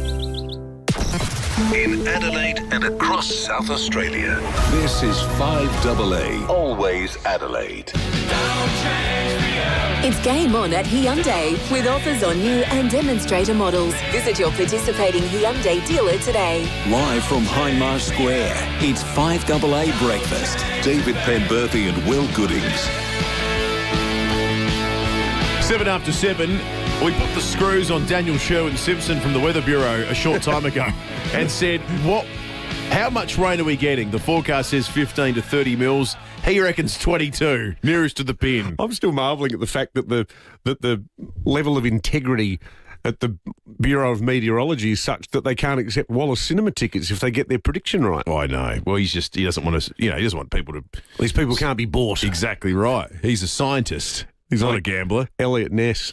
We're well on our way. 7.6 mils in the West Terrace gauge already. 7 mils at the airport. 8.8 at Mount Crawford. Where's Mount Lofty? That's always a high point. It's just over there, Will. 9 at Mount Lofty. Thank you, David. 6.8 at Newry. 10.6 Parrowa West has been the wettest part of Adelaide thus far. So 22 mils means there's still a hell of a lot of rain on the way. It will affect the Showdown as well. Our resident stats man, Ben Shorten, sent through a good stat, actually, with regard to the Showdown. We have him on to talk about weather stats. He said Port are the third longest odds in a showdown since 2010. Wow. Third longest odds. The Crows in mid-2021 were 7-1, lost by just 4 points. Don't like this complacency that's creeping into tomorrow night's game. And Port in mid-2016 were 8-1 and lost by only 15 points. So the three longest odds, the three most uneven showdowns were still close. Have all been settled by, within 2 goals or 15 points. Yeah. 9 after 7, 8223 0000 is the number. It is, of course, Meat Tray Friday as well. The Meat Tray today, thanks to the magnificent people at Brighton City Meats. Chris and the team, we love them. 525 Brighton Road at Brighton. Sad news overnight. Hulk Hogan passed away at the age of 71. Had the iconic intro, standing in front of the American flag, playing the guitar to Real American, this song. And if it started playing, You knew Hulk was about to enter the arena. Gotta be a man, I can't let it slide. I am a real American, fight for the rights of... So we're asking you for the meat tray this morning what your entry song would be if you were about to come out and wrestle. Tom Wren just about ripped his shirt off when he came into the studio at 6:20 this morning. Sam in Theberton's on the line. Morning to you, Sam. Good morning, guys. How are we? Good, thank you, Sam. What's your song? Good. Oh, well, when I walk out on the stage at Riot City Wrestling, I'd be the slammer, and I'll come out to Pat Benatar's Hit Me With Your Best Shot. Oh, yes. Bit of Pat. We got a bit of Pat there, Will. Why don't you hit me with your best shot? Hit me with your best shot. Good on you, Sam. You're in the running to win that magnificent meat tray. We also have done a lot of work in the first hour of the program on the risk of the closure of Bedford Industries that will, if things continue tracking as they are, enter voluntary administration this weekend. That said, we just heard from Chairperson Janet Miller. They're still trying to head off that eventuality. We've heard from some workers too. And we've got many calls from people that have been affected by this, that have got fond memories of working at Bedford. Lee is on the line. Morning to you, Lee. Hey, I'm just saying, Bedford to give us all as a payer and give us a gift or something from the Bedford. How long have you worked there, Lee? 19 years. 19, wow. And did you start there straight out of school, Lee? Yeah, I did. And you would have made a lot of friends there? Yeah. When did you find out about the problems it's having, Lee? On the internet, on TV last night. Oh, really? So you weren't at work yesterday? No, I wasn't. And have you spoken to friends about it too? Yeah. How do you get the meat tray? How do you get the meat tray? Well, mate, what you do, you tell us. Imagine you're walking into the room somewhere and someone says, hey, here comes Lee, and you've got a theme song. Have you got a song that you'd like to have playing when you arrive somewhere, like your favourite song? Never tear us apart. Never tear us apart. Lee, you are in the running for the meat tray, yeah, mate. Absolutely, Lee. You might just win a meat tray. I think you got one hand on the meat tray, Lee. Good on you, Lee. Let's head to Prospect. Andrew's on the line. Andrew, you've got a son who works at Bedford. No, actually, he doesn't work at Bedford. He's been fortunate enough to get into the learning and experience program, which is the day option program there. It's an excellent program, and so I transitioned him across there probably about 3 years ago. Now, the CEO was talking about the NDIS funding model. Well, in order to support him down there, he's currently funded for a 1-on-3. So that means that he has one support worker to 3 clients. But because he's got very complex issues, I've been back to the NDIS and I have requested it's in the process of like an internal review to get extra funding that for him to have his one-on-one support. So that he can have that quality, supervision and engagement throughout the week. Now, with the NDIS, their process is that a review has to happen within 60 days. It's now over 80 days, and I still haven't got any positive outcome from that. So now he's sitting with the minister for NDIS, because I have escalated that degree, but in terms of the financial situation, the first that I found out about it was yesterday when I received an email, and like anybody else, where do you turn to? And Mr. Malinaskas, I've had conversations with him about another issue, but he is aware of this young lad and of the way that I will advocate for him in all sectors. And now it's disappointing to think that it's got to this point, and there has been no discussion in that prior to it, with all the other stakeholders. Now, the fact that the Treasurer and the Premier have met with the CEO and the board, I think that's a very positive move. The way that the CEO with that was talking this morning is very positive, because trust me, where do I go to? I've got a 22-year-old young lad who's profoundly deaf, he's profound intellectual, he has autism at level 3, and he's now with a team, and I mean a quality team, who support him. So you tell me, you talk about a value for money, like India, that's what they keep coming at me at, is this value for money? Of course it is. Yeah, of course it is. Absolutely right, Andrew. It gives you some sense, gives our listeners too some insight into the sort of value of the work they're doing beyond the work that's happening there as well, and the team of people required to support people like Andrew's son. Matt in Noarlunga Downs, you wanted to talk about Bedford as well, Matt. Yeah, g'day, Will and David.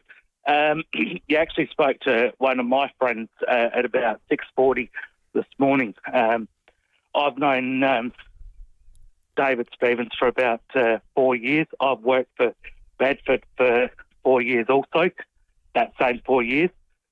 Do all the same contracts, and to be honest, I thought it was completely unfair for those who don't work on Thursdays to find out through the news about this shock administration. I agree with you. Yeah, Matt. it's pretty rotten. I don't think it's been handled that well by the company. No. Well, it sounds as though if you were there on the premise yesterday, you got a letter. Yeah. But if you weren't, you were just watching the news and you found out. Maybe there's a legal reason. Maybe sometimes when there's dangers of trading insolvent and stuff like that, they have to do it when they have to do it under the law. Who knows? But it sounds as though the people that are still running it have a view that this can be averted. Well, their view seems to be, though, the government just has to give us the exact amount of money we want. Well, the technical version of their view is they have a liquidity issue, and once they navigate it in the short term, they're going to be okay. That seems to be what Janet Miller was intimating. Just so people are clear, though, and I think the past 5 days of broadcasting has made this abundantly clear. We are more than happy to carve up the Malinowskis government when it is found wanting. But on this issue, a lot of people saying, if this was Live Golf, you'd fix it. 2 points should be made. One, running the disability sector is a Commonwealth, not a state responsibility. But second, it sounds to me like there are questions to be asked about the way the organisation itself has been run. And it feels a little bit like the Western Hospital situation, where we had this, that joint was teetering on the brink, and they were still running ads here on 5AA about how great it was, when the board had basically lost control of the finances at the Western Hospital. And the question then, as it so often does unfold, the question immediately then became, what's the state government going to do about this? Now, I'm not. That's not to try to give the government cover, because governments are there to act when things that often have no relationship to them or to their responsibilities, when things do hit the wall.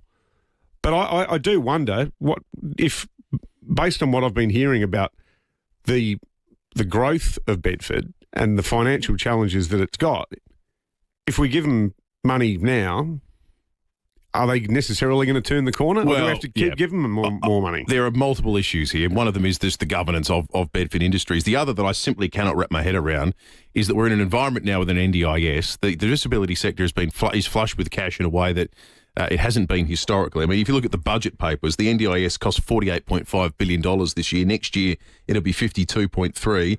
The year after that, it'll be $63.4, right? The thing that galls me a bit about this too is Bedford's not in trouble because of what it's paying the people who are stuffing things into show bags. No. So who else is getting paid? I'm not saying, I can't stress enough, I'm not suggesting that there's any wrongdoing, but I think there might be some, and this could be something that's on the feds under the new NDIS arrangements, but what's everyone else getting paid who works there? What's the sort of interplay between the people on the floor who are doing all the packaging and now all the oversight staff and, I don't know, people in management? Well, we will pursue this with the Premier in about an hour's time on 5AA Breakfast. We have been all week.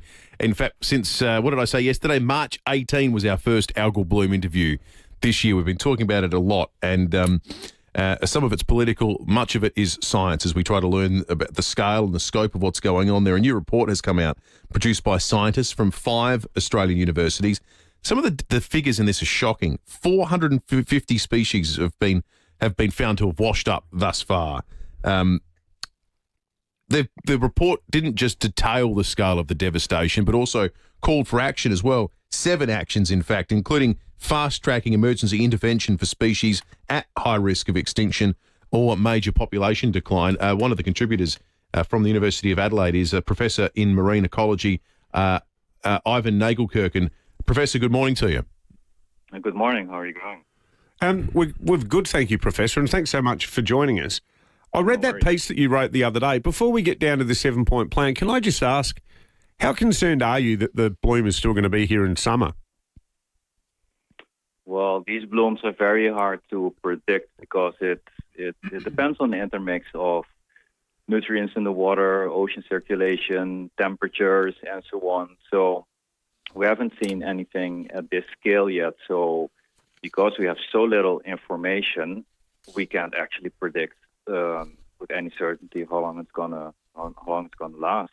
And that's why there was also this call for, immediate monitoring and some research to understand the dynamics of these blooms, so we are better prepared for a future bloom, which is most certainly going to happen because those predictions are, pretty strong globally for these toxic algal blooms to be recurring more frequently due to pollution and climate change.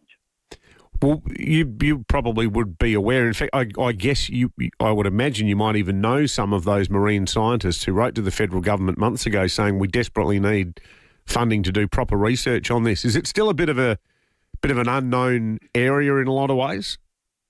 It is. The issue with this is, I compare this event here as an underwater bushfire, but the big difference being that bushfires, people see it. They see it on the news. They're surrounded by smoke and fire. Underwater, it's covered by the ocean, so most people don't actually see what's going on. And the issue here is only a small proportion of the animals that die that wash ashore. So you can imagine the devastation is much, much bigger underwater, but we simply don't see that. And as long as we don't go underwater and do an impact assessment, we really don't understand how many fish and other animals have died. Some populations might have collapsed, and we don't even know. We're just sitting here and wondering what species might have been affected to what extent. Well, what species are you most concerned about, Professor? Well, I would say there's a few categories. So first of all, you've got the species that people depend on, for their jobs, livelihoods, and recreational fishing. So the commercial, the fishery species. But then you also have species that might be vulnerable or protected by law. Those typically have small populations. The leafy sea dragon, you can think of that. You can think of the, sea lions, the white sharks. There's other types of fish that are on the protected list. Their populations aren't big, so if even half of the population is affected, that means a serious impact on their sustainability, leaving some species to potentially disappear in our waters. And another example, for example, the cuttlefish, the mass spawning aggregations in Wayala that are very well known. A lot of people go and visit them, snorkel and dive with them. It's a unique spot in Wayala where they all aggregate.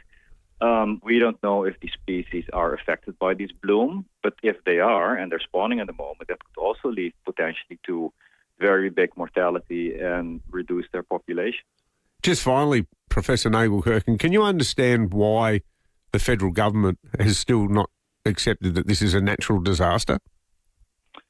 No, for my own opinion, I don't understand because scale of devastation is big. A lot of people are affected directly in their livelihood. These effects, where a lot of populations of fish and other animals die, has an effect on the whole food web. The whole food web gets destabilized and can collapse. And we don't know how long it's going to last, but we do know that these events are going to occur more frequently in Australia, in South Australia. So we need to be better prepared. We need to come with a plan of research, of protection, of monitoring, following this bloom, making models to see how it will happen in the future. Have a calamity plan too, for next time it happens. What do? We can't all sit and stare around and start slowly talking and making decisions. There needs to be, a plan. Just like when you have a bushfire, there's a plan. Be an action plan what happens when there's a bushfire. We need something similarly for these natural disasters that keep happening more and more often. And it's not only blooms, we have these floods and these droughts, and there's so many natural extreme events, heat waves and so on, occurring so often. So we need to take action now, and that also includes climate action in terms of reducing carbon dioxide emissions. Professor Nagelkerken from the University of Adelaide, Professor in Marine Ecology, obviously. Thanks so much for joining us this morning. All right, let's check traffic. Browse undercover in comfort for your certified pre-owned Toyota at the new Jarvis Toyota, Brighton Road, Somerton Park. Morning there at Phil. Got a nasty crash. Glenburn Road actually closed between Arthur Street and Shakespeare Avenue. Avoid that this morning. Bit of a rain bomb passing through this morning. Going to be wet all morning on the drive, so take it easy and look out for some activity at Campbell Town due to the weather. 2 lights playing up there. Paynham Road near Glenburn Road. Cameras, Dawes Road, Melrose Park and North-South Motorway at Waterloo Corner. Autobahn's 3-day big brand sale is on. Get a huge 20 to 30% off selected brands. Don't miss out. Deals end Sunday. Only at Autobahn. Adelaide's most accurate traffic on 5AA. There was this huge spider. Really silly place for a letterbox. Seriously, there were cows all over the road. At Premier Panel Services, we've heard it all. But the one thing we hear often is, when will my car be ready? In most cases, we can start work straight away, thanks to our state-of-the-art workshop and highly skilled team. Ask your insurance company for Premier Panel Services. With over 45 years' experience, we'll get you back on the road sooner. premierpanel.com.au. A new elevated shopping experience awaits at Burnside Village. With a 2-story Mecca flagship store, Coco Republic, JB Hi-Fi, Uniqlo, Style Runner, Kavari, July and much more. Burnside Village. Fashion, dining, lifestyle. burnsidevillage.com.au. Hi, Brett Ebert here for Mawson Lakes Mazda. OK, the end of financial year might be done and dusted, but at Mawson Lakes Mazda, the deals aren't.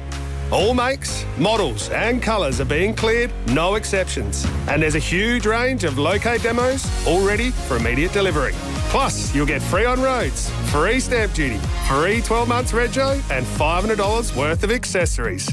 Mawson Lakes Mazda, Salisbury Highway, T's and C's apply. Life's a journey. As you grow older, every step should bring you more of what you want. And at ECH, they understand that. As one of SA's largest retirement living and home care providers, ECH offers more in every sense. More help at home, more support with your health, or the perfect new home to downsize to. ECH won't tell you where you should be, but they'll always support you to get more out of life. Visit ech.asn.au or call ECH today.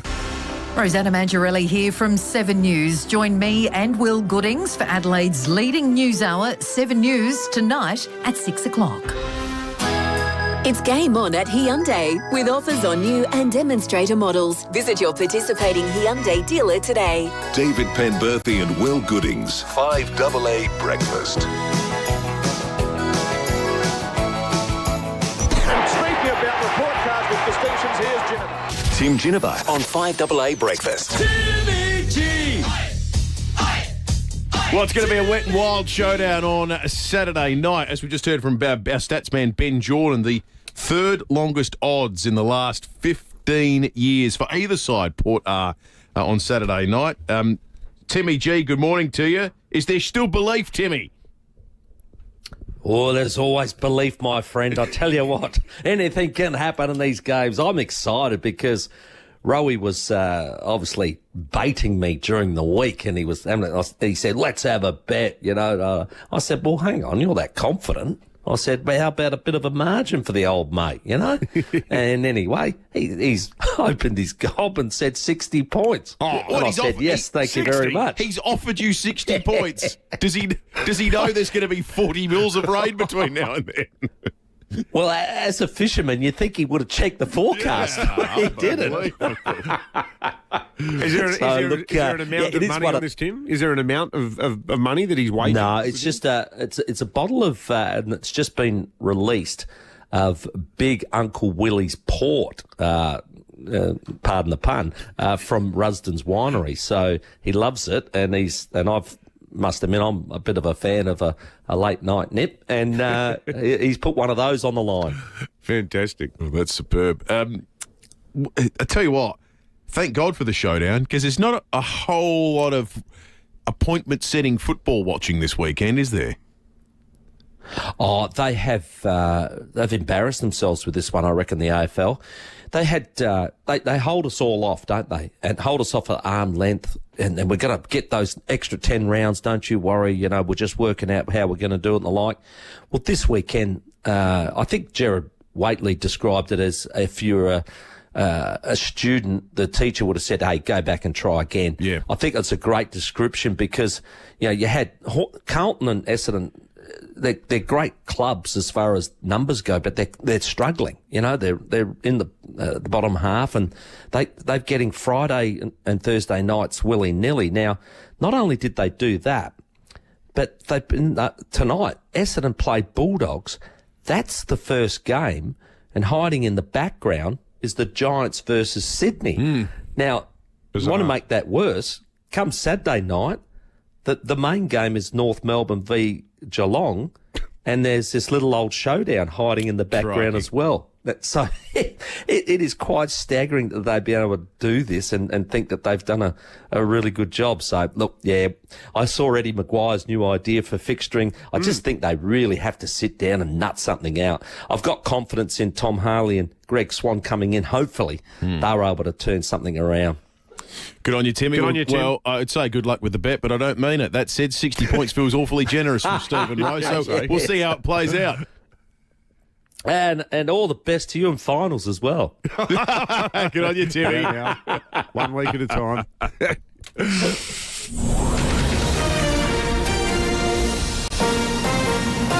This is 5AA News. Always Adelaide. Rain today, a top of just 13 with the 7:30 news. Good morning, I'm Kerry Turner. Chipped windscreen. RAA approved repairer Complete Windscreens repairs it from just $99. Find the big red koala. There are delays through Tranmere this morning with drivers advised to avoid Glenburn Road. A pedestrian was hit by a car just before 6. There are road closures in place and they are expected to remain throughout the morning peak. While a single car crash at Wingfield has left a man in hospital with serious injuries, his car hit a light pole on the median strip of the Port River Expressway and then spun out just before 3 this morning. Senior Constable Rebecca Stokes says the car ended up in a ditch. The driver is a 32-year-old Elizabeth Northman. He had to be extricated from the wrecked car by emergency services. His passenger is a 21-year-old woman. She also sustained injuries and was taken to hospital. More than 1,400 people are facing uncertainty as disability support group Bedford prepares to enter voluntary administration. For more than 80 years, the not-for-profit group has been operating in SA, but financial challenges has seen it make this decision. The Premier will meet with Bedford today. The deadline to find a solution is Sunday. Bedford chairperson Janet Miller has told David and Will there is state money already on the table. We want the Commonwealth Government to add to that and put their money on the table. We do not want to end up in voluntary administration this weekend. Please, let's get that money on the table now. Let's get through this period of illiquidity. Let's get back onto our plan. Experts fear the tax office is being flooded by people wanting their penalties rubbed out. Gabrielle Hodson has more. Back in 2015, the Australian Tax Office wrote off a penalty of almost $1 million owed by a company belonging to former PM Paul Keating. Now that the word's out, experts are warning everyone else who's been punished wants a waiver too. The Financial Review says the waiver process is opaque and needs a revamp. The Inspector General of Taxation says the ATO also needs to document how it came to decisions to create an environment where everyone gets access to the same fair process. She says at the moment, if people don't get a waiver, they just keep escalating, wasting the agency's time and resources. Wrestling icon Hulk Hogan has died at age 71 from a reported cardiac arrest at his home in Florida. He was also known for his support of Donald Trump tearing his shirt off at the Republican National Committee last year. He was inducted into the WWE Hall of Fame in 2005. And the rain is falling across Adelaide and the hills. It started around 3 o'clock this morning and it's been pretty steady ever since. 7.8 millimetres has already been recorded at West Terrace, with almost 10 mils falling at Mount Lofty. Now Now turning to 5AA Sport. Colours, custom design, any house, any style. Gliderol Garage Doors. Gliderol.com.au. And here's Tom Wren. Thank you, Kerry. Hawthorn has beaten Carlton by 24 points at the MCG last night to kick off round 20 and keep their hopes of a top 4 finish well and truly alive. Coach Sam Mitchell says there are still plenty of things to work on. Reasonably happy with the way that the scoreboard ticked over. We gave up a few easy goals and got a little bit undisciplined with some free kick stuff, so I didn't think we handled all that well throughout the day. So there was some aspects of the game that we need to improve. The clearance numbers and the centre bounce in particular were a bit of a worry, which gave us some field position trouble. So there's some aspects of the game that we need to continue to work on. Meantime, the Crows are unchanged ahead of tomorrow night's showdown, while the Power have made 3 changes with captain Connor Rosie back in, along with Jed McEntee and Joe Berry. Well, Aussie cyclist Ben O'Connor has won stage 18 of the Tour de France at the highest point of the race across the Alps. The 29-year-old is now 10th overall, and he's told SBS he's hoping for better conditions as he strives to win one of the 3 remaining stages. I have some pretty good memories, but I would have preferred if it was sunny and dry, because it was actually like a horrible day, so maybe that's what we're in for again. Meantime, Tadej Pogacar has extended his overall lead to almost 4.5 minutes with the leader's yellow jersey. And South Australia's Aidan Murphy has finished 5th in the final in the 200-metre event at the World Uni Games in Germany. That event held just a couple of hours ago. And that's the 5AA Sport. And now checking 5AA traffic. Morning there at Phil. Got a nasty crash. Glenburn Road actually closed between Arthur Street and Shakespeare Avenue. Avoid that this morning. Bit of a rain bomb passing through this morning. Going to be wet all morning on the drive, so take it easy. And look out for some activity at Campbelltown due to the weather too. Lights playing up there. Payneham Road near Glenburn Road. Cameras, Dawes Road, Melrose Park and North-South Motorway at Waterloo Corner. Autobahn's 3-day big brand sale is on. Get a huge 20 to 30% off selected brands. Don't miss out. Deals end Sunday. Only at Autobahn. Adelaide's most accurate traffic on 5AA. And checking the 5AA forecast, rain and 13 today, showers tomorrow 14, more showers 14 on Sunday and a shower or 2 on Monday 14. Right now it is 9 degrees on 5AA, always Adelaide. Get saving now with City Discount Tyres. We're offering great deals on the world's top brands in tyres, wheels, suspension and parts. Suitable for 4-wheel drives, SUVs and passenger cars, including Falcon, Michelin, Pirelli, Kumho, Hankook and many more. Finance options available. Search citydiscounttires.com.au and locate your nearest dealer today. City Discount Tyres. We're driven by value. Ray White, big name in real estate, but also the biggest name in business broking. What makes us big? Our people, like Brett Buckley and his team. MBA, lecturer, and multi-time SA Business Broker of the Year. Brett doesn't just read a P&L, he feels it. If you're selling or expanding your business, Brett can take your business apart and find you more money. And we're not talking small change. Go on, touch base with Brett. Search Ray White Business Sales SA. If you're thinking of building or you're renovating your kitchen, you've got a lot of choices to make, but the first choice should be Smeg. We've got an amazing Smeg showroom right here in Adelaide. Debney Distributors, they're in Dudley Park, and inside you'll find the full Smeg range on display. It really is like an Aladdin's cave for cooks. They got everything: ovens, cooktops, fridges, wine cellars, you name it. Smeg seamlessly pairs powerful performance with architectural design. Now, the great thing too about the Debney operation is the cooking demonstrations. I've done one myself when I got a Smeg oven. You can really taste the difference with Smeg. Proudly made in Italy since 1948. Their colour design and tech is world famous. Smeg, it's technology with style. Visit the Smeg showroom today at Debney Distributors, Harrison Road, Dudley Park. Australia's landscapes are as tough as they come. That's why Austrac campers are designed to handle it all. From the rugged outback to the coastal wilderness, are you ready for the challenge? Austrac campers. For those whose pool is the main feature of their yard, Walco offer a special mesh cover to keep debris and leaves out while making your pool area look stunning all through winter. Join the great cover-up and ask Walco about their stylish new mesh pool covers. Walco.com.au. The ultimate road trip sale is back. Gear up with exclusive deals at South Australia's Caravan, Camping and Outdoor Sale. Get caravans, campers, motorhomes, camping and four-wheel drive essentials and pro tips all under one roof. Plus, with free entry for under 16s, fun activities for kids and epic giveaways, there's something for wanderers of all ages. South Australia's Caravan, Camping and Outdoor Sale, 24th to 27th July at the Adelaide Showground. Get your tickets online. It's game on at Hyundai with offers on new and demonstrator models. Visit your participating Hyundai dealer today. David Penberthy and Will Goodings. 5AA Breakfast. 20 to 8, we're dedicating the meat tray this morning to Hulk Hogan. Thanks to Chris and the team at Brighton City Meats, 525 Brighton Road at Brighton. He died overnight at the age of 71. His iconic song that he would come out to, Real American. We're asking what your song, your entry song would be if you're a wrestler. Barry's on the line. Morning, Barry. Hey, good morning, boys. How are you? Good, thank you, Barry. Look, it's not my song, but I thought one song for Donald Trump would be Tommy Steele, What a Mouth. Mouth, what an orphan south. Blimey, what a mouth he's got. Now when he was a baby, we'll all go lubber with his poor old mother. Used to feed him with a shovel. What a gap. Poor chap. Well, he's topical, Barry, that's for sure. Never Donald Trump. Zach De Silva joins us in the nation's capital as we recap the week in politics. Headline in the last 48 hours by the decision here in Australia, apparently entirely unrelated from the discussions over US demands on access to Australian markets for their beef producers. Apparently it was totally unrelated.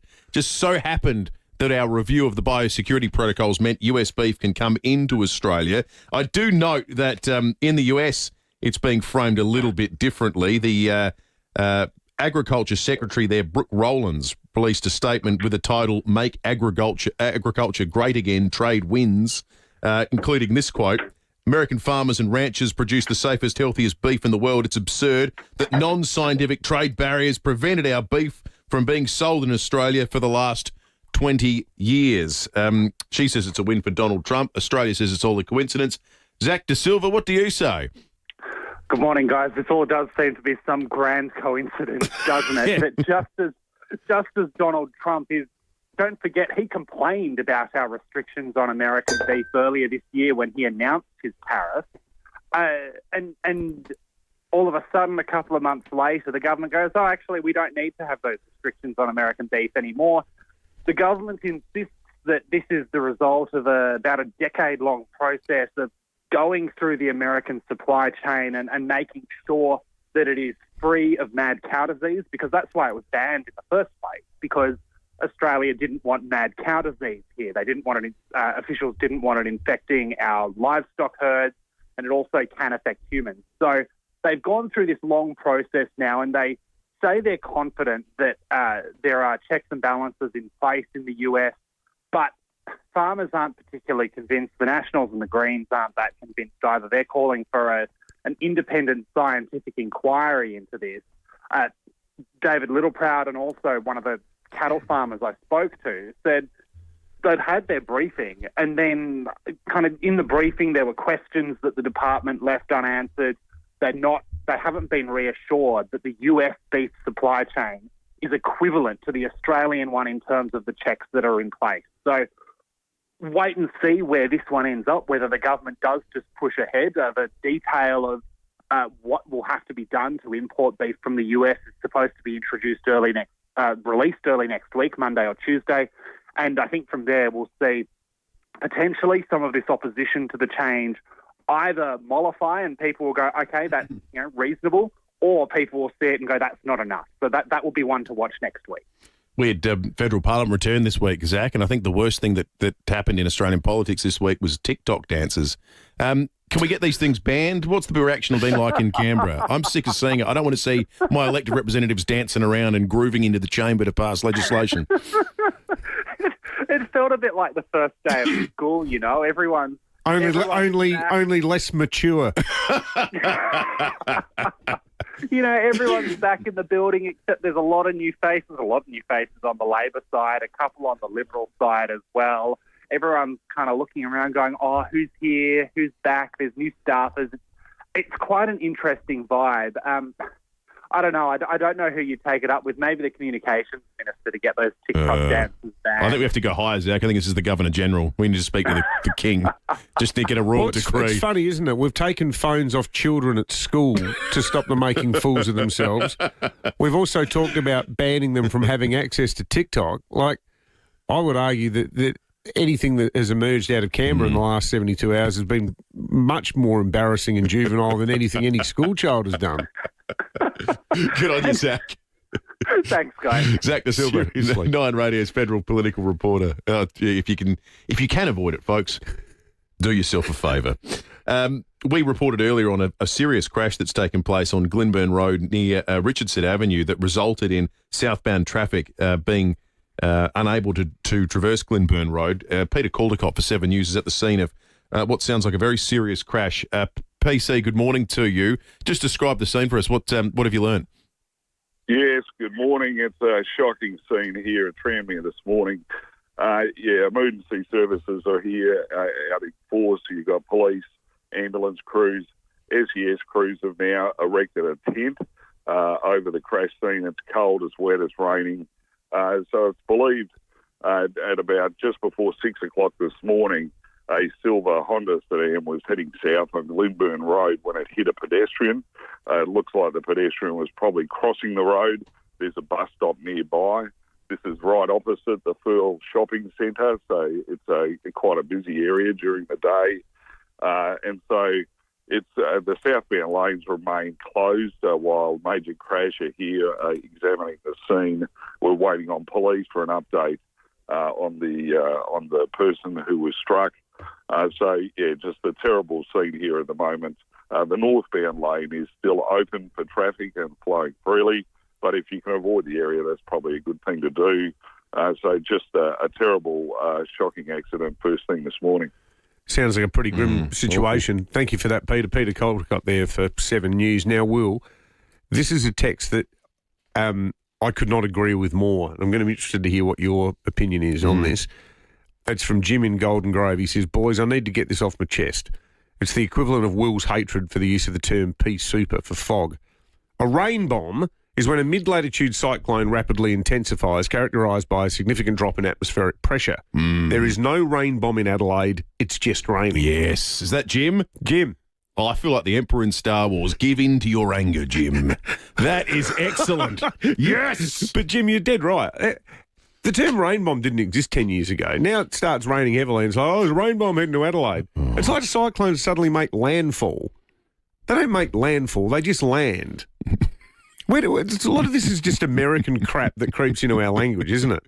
Well, no, that's the misappropriation of an actual weather term. Yeah. Like pea super. I tell you what, though, if you look east, it does look like a bit of a pea super out there today. Well, you could say it looks like one, but it just isn't one. Okay. We've finally settled on an acceptable form of words. It's that simile. Went to the bar and met her for a drink. Thank you, Jim. Thank you, David. Let's check traffic. What's a metaphor? We're going to jump into the time machine with Michael Smith very, very shortly. Bit of local TV history that Michael's got for us. Looking forward to that with Flashback right after the break. Traffic first, though. Browse undercover in comfort for your certified pre-owned Toyota at the new Jarvis Toyota, Brighton Road, Somerton Park. At Furl, a nasty crash with Glenburn Road currently closed between Arthur Street and Shakespeare Avenue. Big rain bomb passing through at the moment, so take it easy on really wet roads. It'll be wet all morning too. Crash at Paradise, Darley Road near Gamow Road, and another collision just in this morning, Globe Derby Park, Port Wakefield Road near Ryans Road. Amy's helping Aussie drivers with stats on road safety. Search Amy Crash Index. Data source is AAI Limited Motor Insurance Claims nationally, 1224 to 28225. Adelaide's most accurate traffic on 5AA. Hi, Daniel Tarley here, General Manager of Home. That's HAUME. Sometimes renovating an older home built before the 90s is just not worth the hassle, time or the cost. Instead, we buy your home as it is and give you as much time as you need to find your new dream home. We don't charge fees, there's no advertising costs or commissions. We just make the process of selling your home easy. Look out for a letter from us in your mailbox or visit home.com.au. That's HAUME.com.au.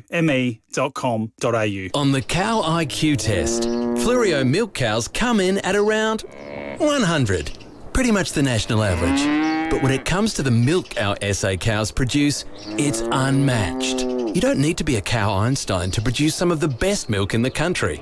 You do need the perfect grazing conditions, and the milk needs to be bottled on site and on shop shelves within hours. It doesn't get any fresher, any better, or any more SA than Fluorio Milk Company.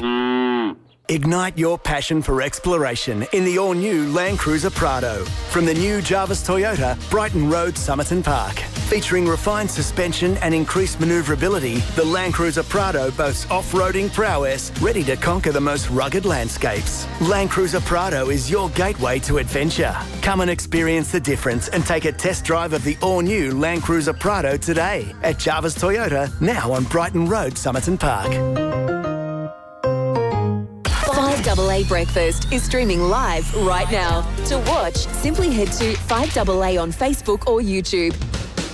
It's game on at Hyundai with offers on new and demonstrator models. Visit your participating Hyundai dealer today. David Penberthy and Will Goodings. 5AA Breakfast. 11 to 8, Michael Smith. Flashback very shortly. Stick around. The Premier's coming up after 8 o'clock today. We'll be talking to him about Bedford Industries and what prospect there is of the state government perhaps stepping in to save the day, what he understands about the convoluted series of causes that have led us to this situation. Because I was making a few calls on this last night, and my understanding, the Libs believe the amount of money required or being sought from the state government is not eye-watering. Anyway, we'll find out. We think that there's actually been, in the last hour, we think that a meeting has actually been happening. So we should have some real meat on the bone by the time we talk to the Premier. And we're also, as part of Breaking at 8, going to be talking to the feds about this too. Well, this is their ballywick, isn't it? That's right. This is their responsibility. Yep. All right, that's coming up. In the meantime, let's look back. It's time to Flashback with Michael Smith. You can catch Flashback on 7 News from 6 o'clock on Sunday nights. Michael Smith, good morning to you. Good morning, Will and David. We have a very colourful story for you on Flashback this week. A colourful story that actually started in black and white because Channel 7 turns 60 tomorrow, and reassuringly for most of those 6 decades, there has been a Goodings of one sort or the other at the helm. Although, curiously, not back in 1965, when, of course, Channel 7 began as SAS 10, first broadcast from our old studios by the Torrens there at Gilberton.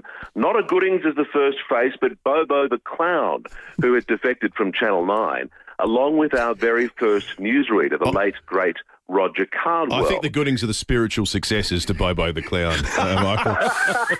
Hey, kids.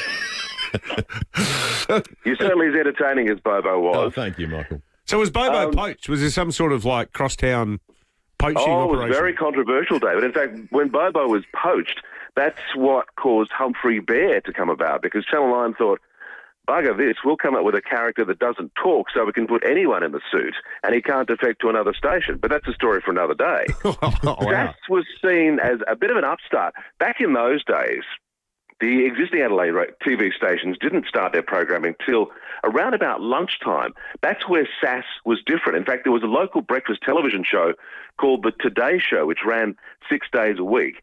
Szeps also introduced things like Early Birds, Fat Cat and Friends, Romper Room with Miss Michelle, Touch of Elegance. They were all on in the morning. One of the great stars for...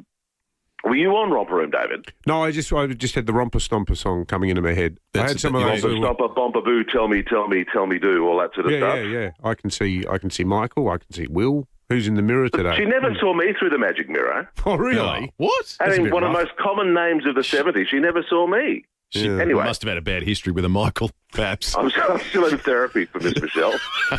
Noel O'Connor was one of the great stars for many years at Szeps. Have a listen to this promo that he voiced from the early 70s. First on air from 7 a.m. every weekday with the Early Birds. Educational programs. Community service. Today shows. Midday movies. Top children's programs. First with the news. Local, interstate and overseas, plus sport and weather on Channel 10. Top of the dial.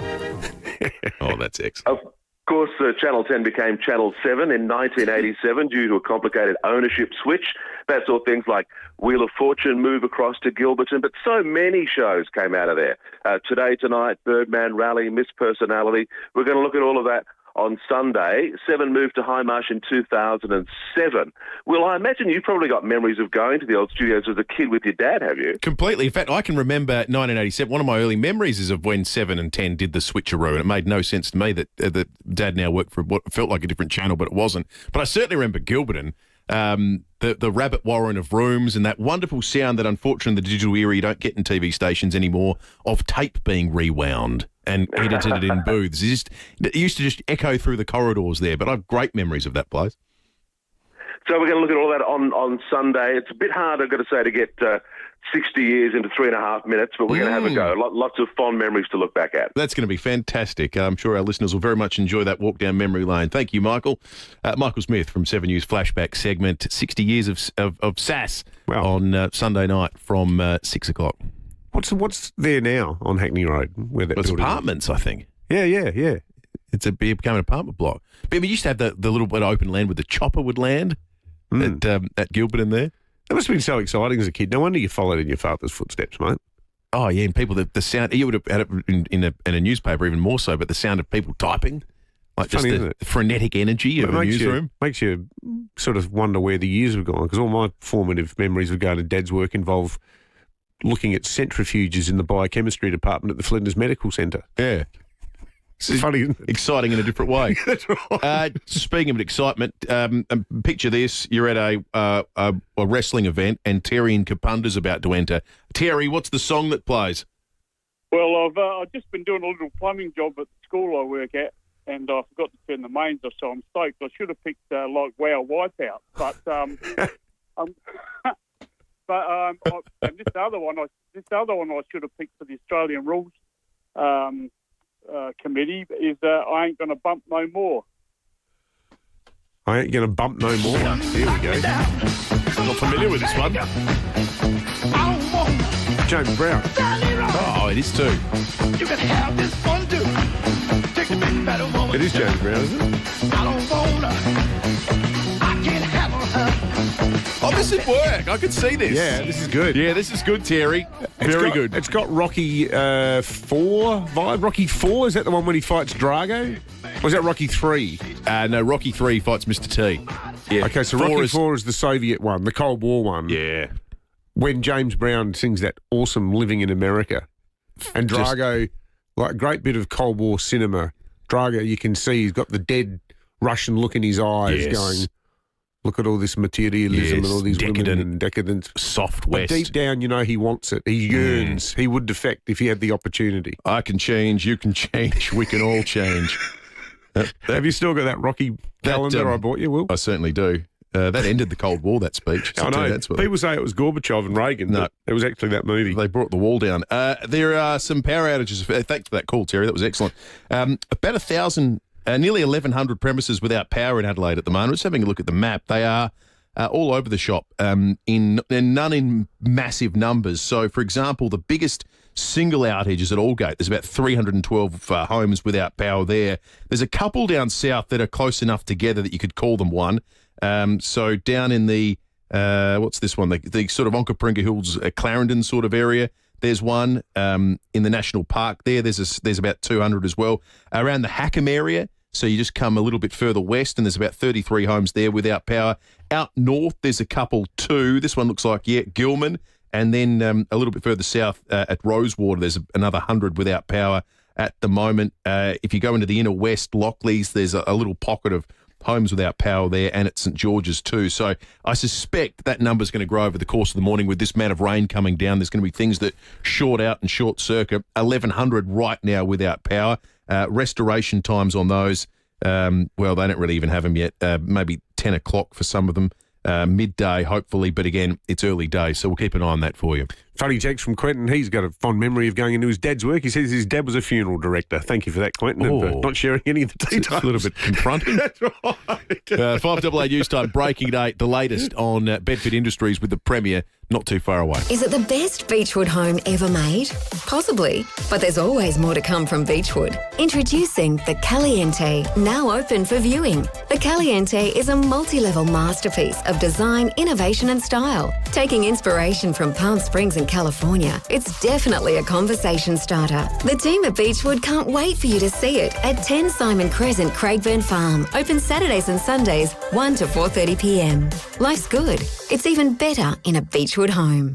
5AA's Tech Talk with your host, Adelaide tech guy Richard Pascoe. Thanks to Harvey Norman Computers. You know there's something pretty nifty in the world of phones right now. The new Samsung Galaxy Z series. Yes, the Fold 7, Flip 7 and even the Flip 7 FE. They're sleek. They've got these magnificent foldable screens, pro-level cameras and a battery with more usage time than previous Flip models. Here's the best bit. Pre-order one at Harvey Norman and snag a bonus storage upgrade. You'll get 512 gig for the price of 256 gig. The new Samsung Fold 7 is like having a tablet that fits in your pocket. Big screen when you need it, sleek and compact when you don't. This offer wraps up on July 31st, so jump in and pre-order your Galaxy Z at Harvey Norman today.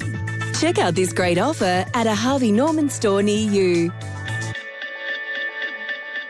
Luxury doesn't have to break the bank. At Austrac Campers, we provide modern amenities, rugged durability, and all at an affordable price. Comfort, even in the most remote of places. Austrac Campers. You could test drive a new Volkswagen Amarok from Barossa Valley Volkswagen, where the road winds through vineyards and golden paddocks beneath gum trees older than memory, where the air smells like eucalyptus along sun-drenched hills that roll on forever. Or around the block and through the shopping centre car park. At Barossa Valley Volkswagen, you can really test drive the Amarok, not your patience. BarossaVolkswagen.com.au. The very latest news and information. This is 5AA News. Always Adelaide. Rain today, a top of just 13. With the 8 o'clock news, good morning, I'm Kerry Turner. Make RAA-approved windscreen repairer, Complete Windscreens, your insurer repairer of choice. Visit CompleteWindscreens.com.au. Financial challenges are threatening the future of Bedford Group. The not-for-profit group's been operating in SA for more than 80 years, supporting over 1,400 people with a disability.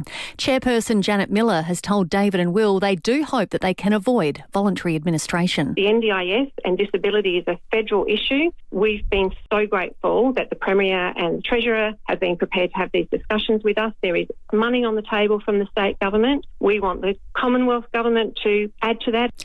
Major crash investigators are heading to Tranmere this morning where a pedestrian has been hit by a car. It happened on Glenburn Road just before 6. There are road closures in place and they are expected to remain throughout the morning peak. While a car has hit a light pole on the Port River Expressway, spun out and ended in a ditch. It happened just before 3 o'clock this morning at Wingfield. The driver, a 32-year-old man from Elizabeth North, had to be cut from the wreckage and he's been taken to hospital with serious injuries. His passenger, a 21-year-old woman, was also injured and taken to hospital. Bad bosses are being blamed for Australia's productivity crisis. A survey by the Australian Council of Trade Unions shows 39% of workers are burnt out due to poor management. Secretary Sally McManus has told Today workers who don't feel supported are likely to be less productive. The quality of Australian management is part of the reason that we've got a productivity gap between, say, Australia and the US. Elon Musk's Starlink network has been hit by a major global outage after satellites went down. Around 200,000 Aussies used the service, leaving them without internet connection. And fans are mourning the death of wrestling icon Hulk Hogan. More from Reid Butler. He was regarded by many as the greatest pro wrestler of all time. And now Hulk Hogan, real name Terry Bollea, is dead. Paramedics called to his home in Clearwater, Florida this morning. They tried to save him, but he passed away in hospital. He was 71. Hogan became an international phenomenon in the 80s and 90s, a star in the wrestling ring, and he helped make WWE the behemoth it is today. More recently, he was a star on the political stage, stumping for then candidate Donald Trump last year. One of the most enduring images of the campaign was when Hogan ripped his shirt off on stage at the Republican National Convention. The US president paying tribute online, saying, "We lost a great friend today, the Hulkster." Now turning to 5AA Sport. Gliderol Garage Doors, adding strength, style and safety to your home. Gliderol.com.au. And good morning, Tom Wren. Very good morning to you as well, Kerry. The Crows and Port Adelaide will train today ahead of what's expected to be a very soggy showdown tomorrow night at Adelaide Oval. Much attention remains on Crows defender Mitch Hinge, who's nursing a badly corked hip and he's still not 100% locked in, while the Power will be keeping a close eye on captain Connor Rosie, who's returning from a broken hand. Well, Carlton's Sam Docherty was chaired off at the MCG last night as he retired from football, the Blues losing by 24 points to the Hawks. Coach Michael Voss says they came in wanting to create a special memory, but it wasn't to be. He's been a great man for us, and we wish we could have sent him off a little bit better terms, but that doesn't impact his story in one way. He's left a pretty significant legacy here. Aussie Ben O'Connor has won stage 18 of the Tour de France for the second stage win of his career. He's now 10th overall with Tadej Pogacar still in control with the leader's yellow jersey. To cricket, Indian keeper-batsman Rishabh Pant has received a standing ovation in Manchester after returning to the crease to bat despite suffering a fractured foot. And he was still able to pull off some incredible shot-making. Well, that's that line we were calling for, but somehow Pant just gets baton ball. It races away to the cover boundary, and that is a remarkable 50 in the circumstances. Audio there thanks to Fox. He was eventually dismissed for 54 as the tourists were all out for 358. The home side taking the upper hand, reaching 2 for 225 at stumps on day 2 in reply. Well, a big blow for the Melbourne Storm's NRL finals hopes with reigning Dally M medalist Jerome Hughes suffering a dislocated shoulder. That was in last night's 34 to 30 point win over the Sydney Roosters. And in the English Premier League, Newcastle star Alexander Isak is looking at his options for a move away from the Northern club. And that's the 5AA Sport. Now checking 5AA traffic. At Furl, got a nasty car and pedestrian crash at the moment. Glenburn Road is actually closed between Shakespeare Avenue and Arthur Street. Avoid that this morning. Really heavy rain passing through. Going to be with us all morning, so take it easy on the drive in and look out for another collision at Paradise Darley Road near Gamow Road. Got lights playing up due to the weather too at Campbelltown, Paynham Road near Glenburn Road, with the camera Mawson Lakes Boulevard at Mawson Lakes. Music transforms young lives. Join the Australian Children's Music Foundation in breaking barriers to music education. Show your support at acmf.com.au. Adelaide's most accurate traffic on 5AA. Now, the 5AA forecast, rain today, a top of just 13, showers and 14 tomorrow, more showers on Sunday, 14, and for Monday, a shower or two and 14. Right now, it is 9 degrees on 5AA, always Adelaide. Streaming live via the 5AA Player app on DAB Digital Radio and on 1395 AM. This is 5AA, always Adelaide. It's game on at Hyundai with offers on new and demonstrator models. Visit your participating Hyundai dealer today. David Penberthy and Will Goodings, 5AA Breakfast. 7 after 8, it is miserable out there. There's no other way to put it. It's been raining in a heavy way. It is dark. It's going to continue raining. We think somewhere in that 20 to 30 mil range over the course of just today. Then it continues tomorrow. Wet for the showdown. The Weather Bureau reissued a warning this morning for damaging winds across much of the state, 55 to 65 k's an hour with peak gusts in excess of 90 k's, mainly for areas. Well, it's an interesting area. It's a broad sweep of the state that goes from the Nullarbor basically through to Roxby Downs. There's a nice pocket around Port Augusta where it won't be too windy, but then you get to east of Adelaide. You get to east of Adelaide, north of Adelaide, Clare, Port Wakefield, maybe a little bit of Port Pirie, where they too have weather warnings this morning. We had a weather-related debate in the last hour, or at least a discussion. It was a listener who texted us saying they hate the term rain bomb. A lot of people hate it. They hate it. It's just raining. You know who else hates it? Channel 7 weather presenter Amelia Mulcahy. Oh, really? Who texted, and I believe this, Amelia said, not much makes me angry. The term rain bomb really, really does. If it's enough to upset Amelia, well, I think we just need to consign it to the dustbin of history. Can she have it expunged from the auto cue? I think she doesn't say it. She doesn't say it. unless it is technically a rain bomb. Yeah, no, okay. Amelia doesn't. But he strong arms Amelia into saying the wrong thing. She doesn't read out anything on the auto cue like Ron Burgundy. No, Amelia writes the whole thing. Like if you're something Adelaide. Amelia tells the Bureau sometimes. You guys need to tighten up. Yeah, she does know her stuff. She'll tell them. She's smart. My wife works with her on a podcast about early childhood education. She's a gun. Yeah, she's a very, very smart cookie. The Premier of the State's coming up shortly. We have had so many callers and texts from concerned workers at Bedford Industries, and their families have spoken to us this morning. The Premier's been in constant contact with them. It is a federal responsibility, but it feels as though there's going to be some state intervention here. How and how much are questions that we're going to broach with him very, very shortly. But first, and on this issue, it's time for Breaking at 8. Well, for Breaking at 8, we are joined by the person who has the ultimate responsibility in Australia for the management of the NDIS, and that is the Federal Health Minister and member for Hindmarsh, Mark Butler. Minister, good morning, and thanks so much for your time. Obviously, this is a really stressful situation, and we do know that the feds and the state government are working with Bedford to try to resolve it. We spoke to Bedford, the chair of Bedford, Janet Miller, just before 7 o'clock, and she was making some criticisms about the way organisations like Bedford now operate under the NDIS structures. Are you in a position to shed any light on how things have changed since the NDIS started up and started having oversight for organisations like Bedford? Yeah, morning, guys. This is a really deeply worrying situation, just generally, but particularly for people of South Australia who've known Bedford as an icon for 80 years. They've got themselves into a deeply serious financial position. And I know that at a national level, big organisations that support people with often quite complex disability are talking to us about the exact nature of funding that they receive. And I think that's a legitimate discussion that I'm having with a number of those very big providers. But that doesn't explain the position Bedford's got itself into. It is in really parlous financial position. I mean, they came to see me last month, and we've been working with them pretty closely ever since, particularly working closely with the state government, which to their credit have really stepped into this space to see whether there's a solution for Bedford.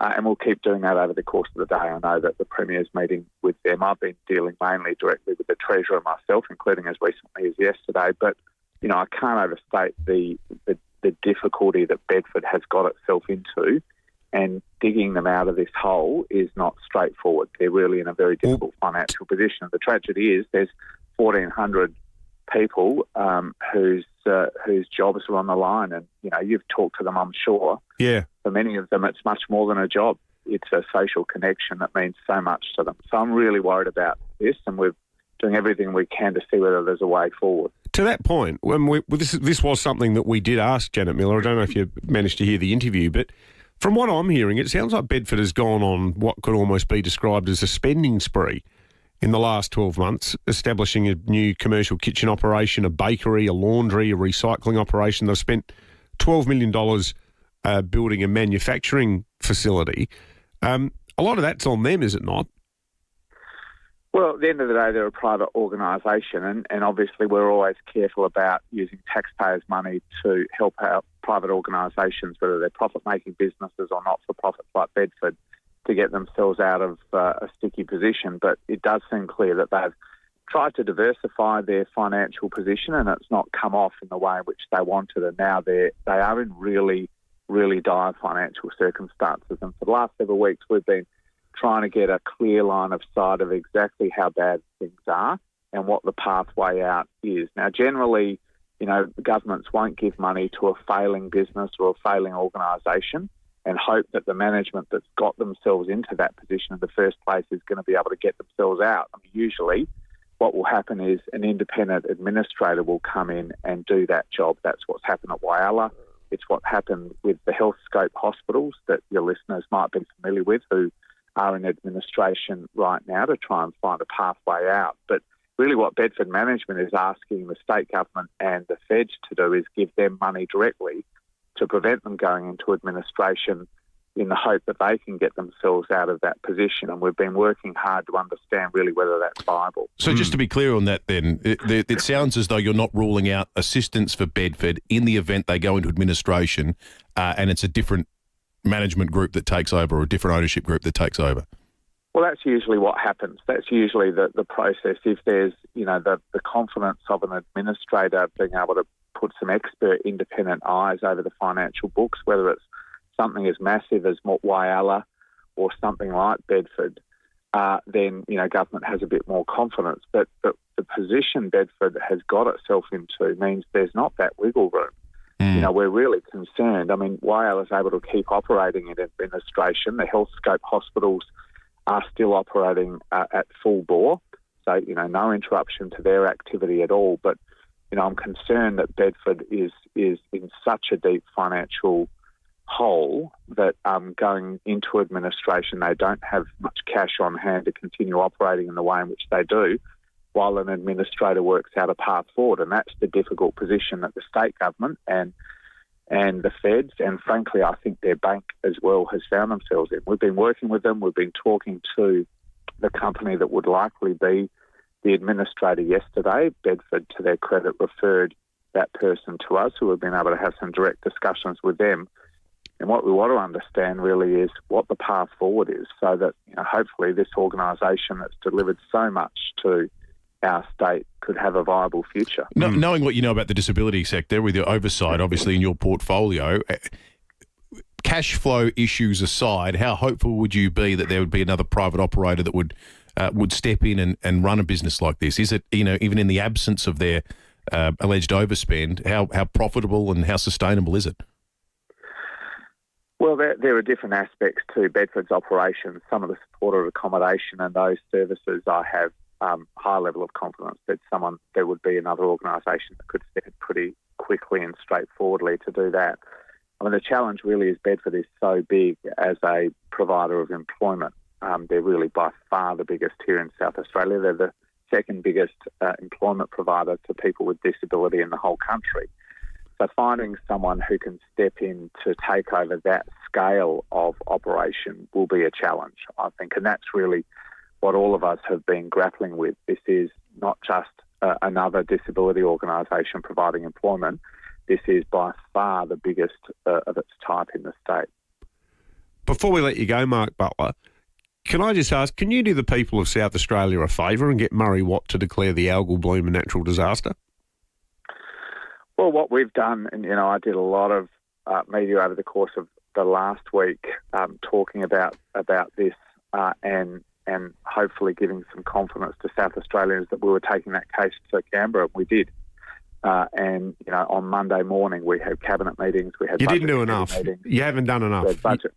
You really have. I'm telling you, Mark. In the eyes of our listeners, in the eyes of every single person I've spoken to, Murray Watt's visit here was a PR disaster for the Albanese government. Well, I mean, what we were focused on over the last several days was not PR, as important as I understand that is. What we were focused on is, first of all, last week, me trying to do everything I could to lift some awareness at a national level of what was happening here in South Australia, particularly the degree to which it had escalated over the last several weeks. But also make sure that when the South Australian government put a request to us as the Feds, which they did late last week, we carefully considered it, and on Monday morning we delivered it in full. So that's what I'm focused on. But it's not in full without it being a natural disaster. I mean, you've lived down the Port Adelaide area. You know it like the back of your hand. How is it not a natural disaster? Well, I mean, the important thing right now is to do everything the South Australian government has asked of us, and we've done that. We haven't done that, though. We had Mally on the show. We had Mally on the show saying it's a natural disaster. It should be declared one. But the reason people are having this, debate about terminology is what it unlocks in terms of money. Now, right now, we've given the South Australian government every dollar that they've asked for. I mean, the fact is, as you know, Dave, this is a new situation. This is a new type of extreme ecological event. Yes, it's a disaster, but as I've said over the last several days, I see it more in the nature of a drought. I mean, it's slow moving, it's very extreme, It's not like a bushfire that at a single point in time comes in and devastates a town where you know exactly what's happened within an hour of the thing happening. So the point is we've got to work with the state. The point is we've got to give very serious consideration to every request they make to support business and support the community. And I accept the criticism that this has been a bit slow. The best time to have done this would have been some weeks ago, maybe even a few months ago. But the second best time is now. You know, we've tried to do, and I personally have tried to do everything I can to lift awareness of this, lift a sense of urgency at a national level about this. And right now what we've done is provided every dollar the South Australian government has asked for right now. I suspect there's going to be much more for us to do as well. I think there will definitely need to be, and I'm not trying to be rude or to ambush you by asking you about it, but I'm just letting you know the feedback we've been getting is unlike any other issue I can remember, and there's a huge sense that SA has been let down, and as you have acknowledged, you were a bit late to the party, so we've just got to keep a massive eye on it because people are really, you know, the caravan park operators we spoke to yesterday over on York's, the general store at Port Vincent, you know, people are saying we haven't heard anything, and you compare it to a drought, it should be treated like a drought. You get assistance for a drought. Why not this? I agree, and what I've tried to do is frame it as a drought. I think it's much more like a drought than a bushfire.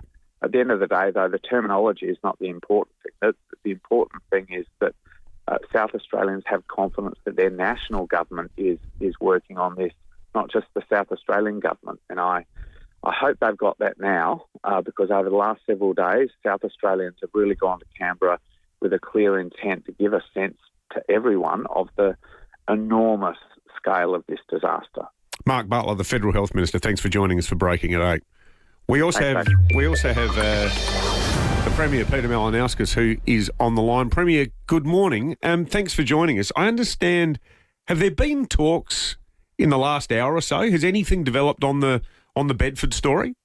No, not in the last hour, but I am meeting with Bedford management again this morning. We've already had, obviously, a number of meetings going back some time. In fact, we've had Treasury officials, along with the Treasurer and others, working on this going back to even through to May, my records show. So, look, this has been a situation we've had a keen eye on.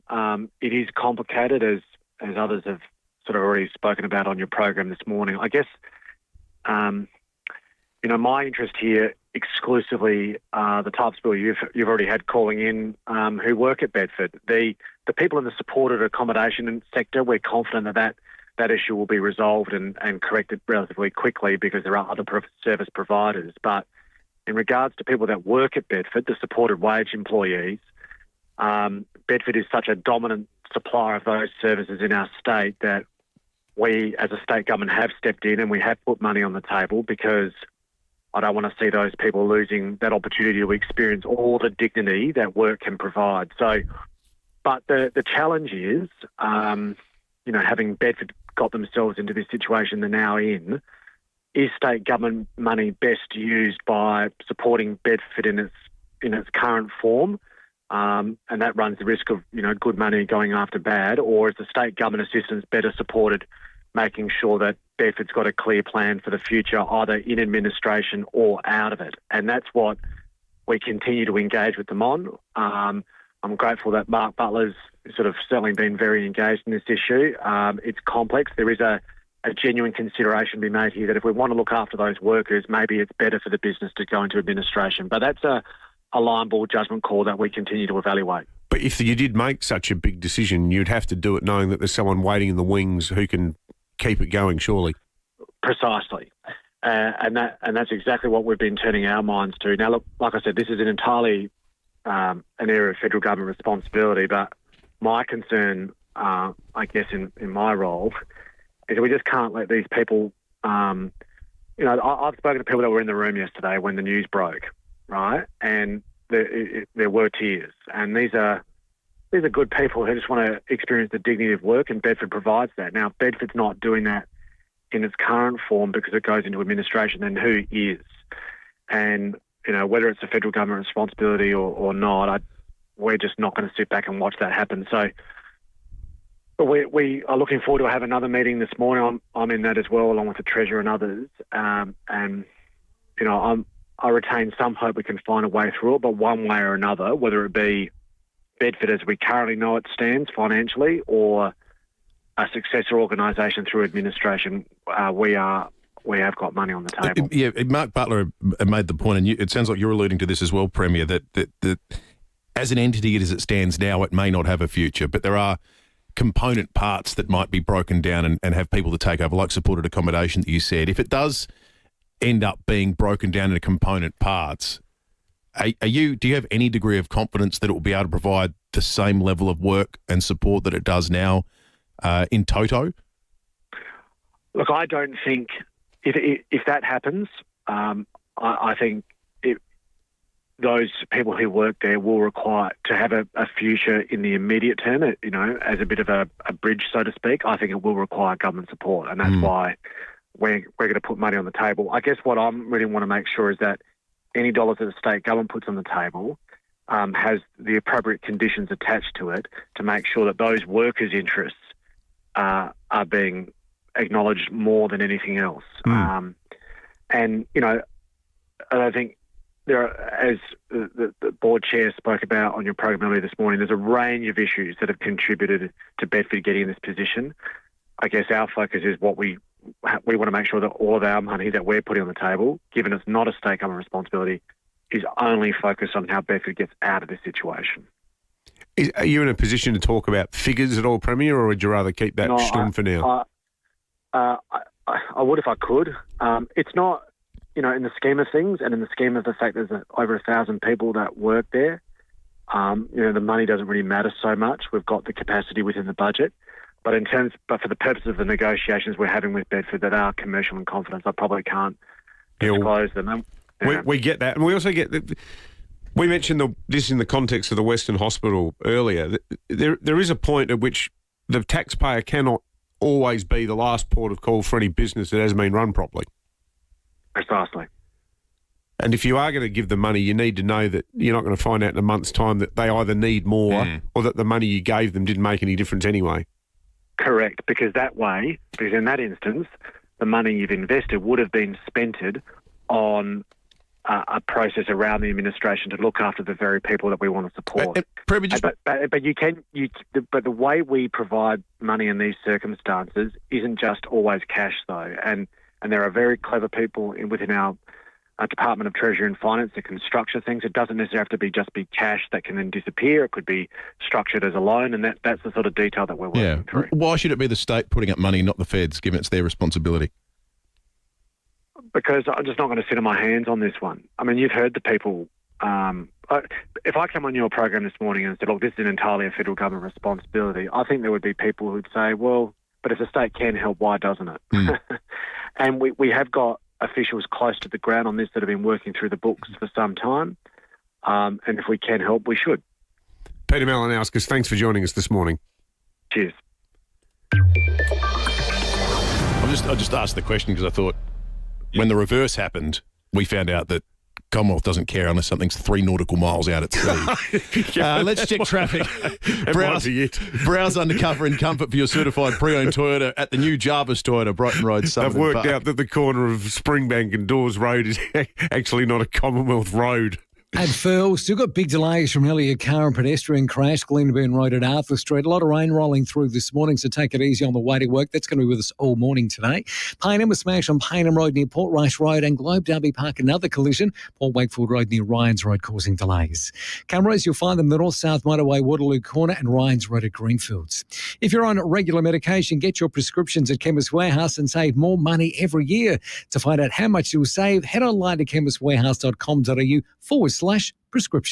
Adelaide's most accurate traffic on 5AA. Fluorio Milk Company will always put SA first, and you can too. When you reach for milk, reach for Fluorio Milk Company products and support our dairy farmers and their families. We guarantee that all our milk is 100% South Australian and it's always fresh. We have over 24 refrigerated trucks shipping Fluorio milk to cafes, restaurants and supermarkets all over SA. Look for the local in your supermarket. Fluorio Milk Company. We're for SA dairy farmers. It's Christmas in July at Wayville Hyundai. With every car delivered this month, we'll donate $100 straight to the Salvation Army Red Shield Appeal, so your new Hyundai helps Aussies in need. Plus, we're inviting you to join us by popping a donation under our Christmas tree so we can pass it on to Salvation Army. Head to our website to see how you can help make a difference. Visit wayvillehyundai.com.au and change the way you Hyundai at Wayville Hyundai. There's an old saying, life's a journey. As you get older, you might slow down a little. However, the key is to ensure that every step brings more of what you want.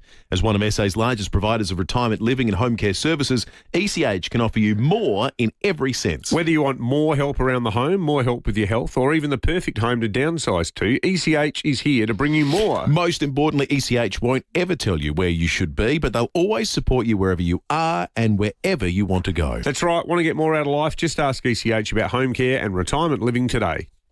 Introducing the Caliente by Beechwood Homes. A multi-level masterpiece of design, innovation and style. Inspired by the effortless glamour of Palm Springs in California, it's bathed in natural light through clever architectural design. At its heart, a stunning 6-metre island bench anchors a kitchen that's as beautiful as it is functional. The Caliente is open for viewing at 10 Simon Crescent, Craigburn Farm, Saturdays and Sundays 1 to 4:30pm. Life's good. It's even better in a Beechwood home. Rosanna Mangiarelli here from 7 News. Join me and Will Goodings for Adelaide's leading news hour, 7 News, tonight at 6 o'clock. It's game on at Hyundai with offers on new and demonstrator models. Visit your participating Hyundai dealer today. David Penberthy and Will Goodings, 5AA Breakfast. 5AA News time, but Feedback Friday is coming up in just a moment. Everybody wins a prize. Feedback Friday, 4 simple questions, no wrong answers. 8223 0055 is the number to call. Get calling now. First 3 callers through will be part of Feedback Friday. This is 5AA News. Always Adelaide.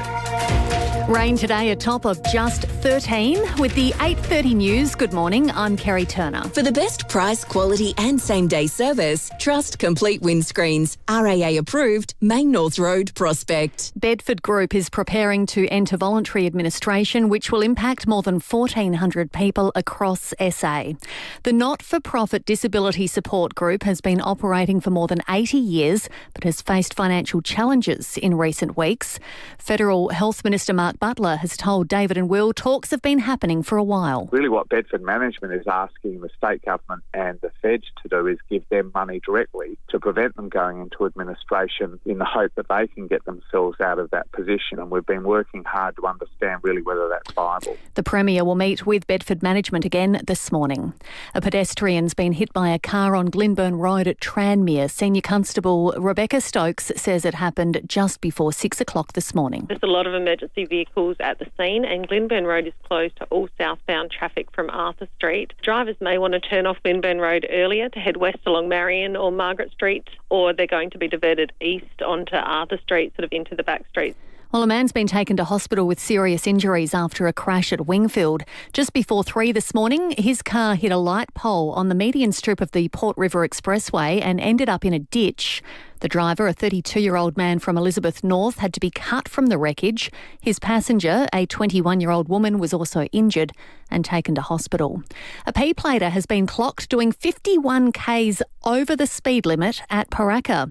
Around 7:30 last night, a speed camera picked up a Great Wall ute doing 101 k's in a 50 zone on South Terrace.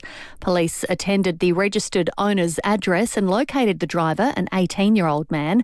He has lost his licence for 6 months and also been handed a fine for speeding and breaching the conditions of his provisional licence. We'll need the rain boots and the umbrellas today with rain falling across Adelaide, and it has been since around 3 o'clock this morning. West Terrace has already recorded 9 millimetres, while in the hills there is a severe weather warning in place for damaging winds. Daniel Sherwin-Simpson from the Weather Bureau says it's certainly going to be a wet and rainy Friday. We're going to see showers continue through the bulk of Saturday, including for the footy on Saturday night, and then things will continue a little bit through Sunday morning, maybe into the afternoon, easing off by later on Sunday. The biggest professional wrestler of the 80s and 90s, Hulk Hogan, has died at the age of 71. First responders rushed to his home in Florida after he went into cardiac arrest. Clearwater Police Department officer Nate Burnside says he couldn't be saved. It was discovered at that time Terry Bollea, also known as Hulk Hogan, was experiencing a serious medical-related issue. Personnel provided medical treatment at that time and transported Mr. Bollea to Morton Plant Hospital, where he died at 11:17 a.m. And another American television show has been cancelled, with celebrity-focused newscast E! News being axed after 32 years on the air.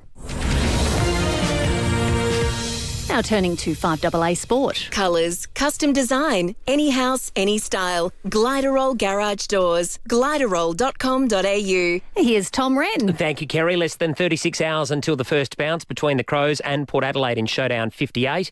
Power captain Connor Rosie's returning from a broken hand and is one of 3 inclusions, with Joe Berry and Jed McEntee also back in the side, while the Crows are unchanged but could still spring a late change with defender Mitch Hinge nursing a badly corked hip. There was one game to kick off the round and it was Hawthorn beating Carlton by 24 points at the MCG last night.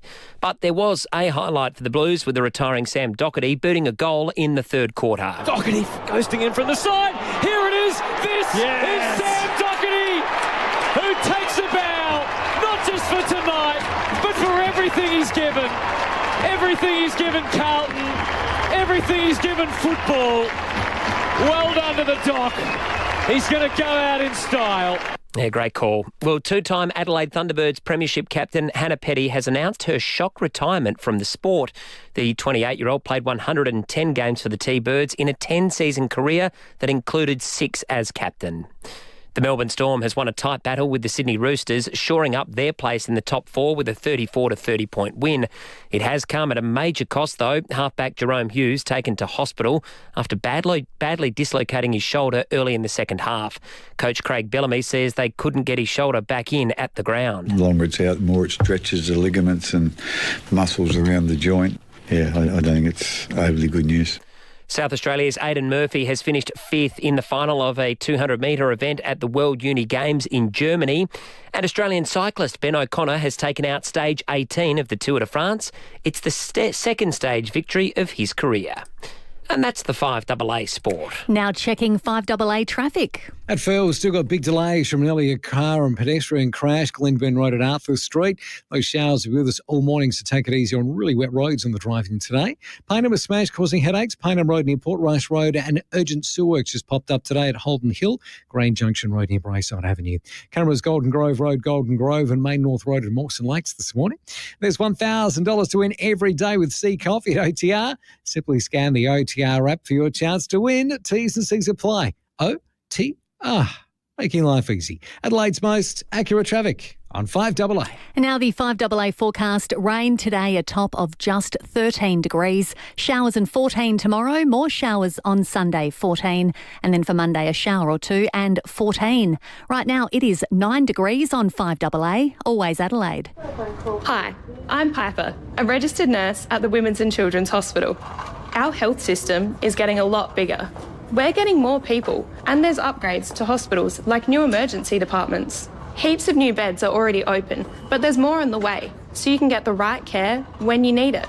It's all part of building a bigger health system. To find out what's happening near you, visit biggerhealthsystem.sa.gov.au. A message from the Government of South Australia. Hello, Frank Walker from National Tiles. The National Tiles famous annual winter spend and save is on now. Spend $4,000 will only charge you $2,750. Or spend $2,000 will only charge you $1,450. Or $1,000 will only charge you $750. Don't miss the National Tiles famous annual winter spend and save on now. So rush into a National Tiles store near you or go online at nationaltiles.com.au now and save. Conditions apply. City Discount Tires. Get saving now with City Discount Tires. We're offering great deals on the world's top brands in tyres, wheels, suspension and parts. Suitable for four-wheel drives, SUVs and passenger cars, including Falcon, Michelin, Pirelli, Kumho, Hankook and many more. Finance options available. Search citydiscounttires.com.au and locate your nearest dealer today. City Discount Tires. We're driven by value. City Discount Tires. 5AA's Tech Talk with your host, Adelaide Tech guy Richard Pascoe. Thanks to Harvey Norman Computers. You know there's something pretty nifty in the world of phones right now. The new Samsung Galaxy Z series. Yes, the Fold 7, Flip 7 and even the Flip 7 FE. They're sleek. They've got these magnificent foldable screens, pro-level cameras and a battery with more usage time than previous Flip models. Here's the best bit. Pre-order one at Harvey Norman and snag a bonus storage upgrade. You'll get 512 gig for the price of 256 gig. The new Samsung Fold 7 is like having a tablet that fits in your pocket. Big screen when you need it, sleek and compact when you don't. This offer wraps up on July 31st, so jump in and pre-order your Galaxy Z at Harvey Norman today. Check out this great offer at a Harvey Norman store near you. You wake up and you're feeling a bit off. Your nose is runny, but maybe it's just a cold. That scratchy throat, though, that could be something worse. Test for COVID, Flu A, Flu B and RSV in just minutes with Cell Life, the premium 4-in-1 rapid antigen test. Fast, reliable results. Make the smart choice for your health and your family. Insist on the brand the healthcare professionals prefer. Cell Life at leading chemists and Amazon. CELLIFE. 5AA Breakfast is streaming live right now. To watch, simply head to 5AA on Facebook or YouTube.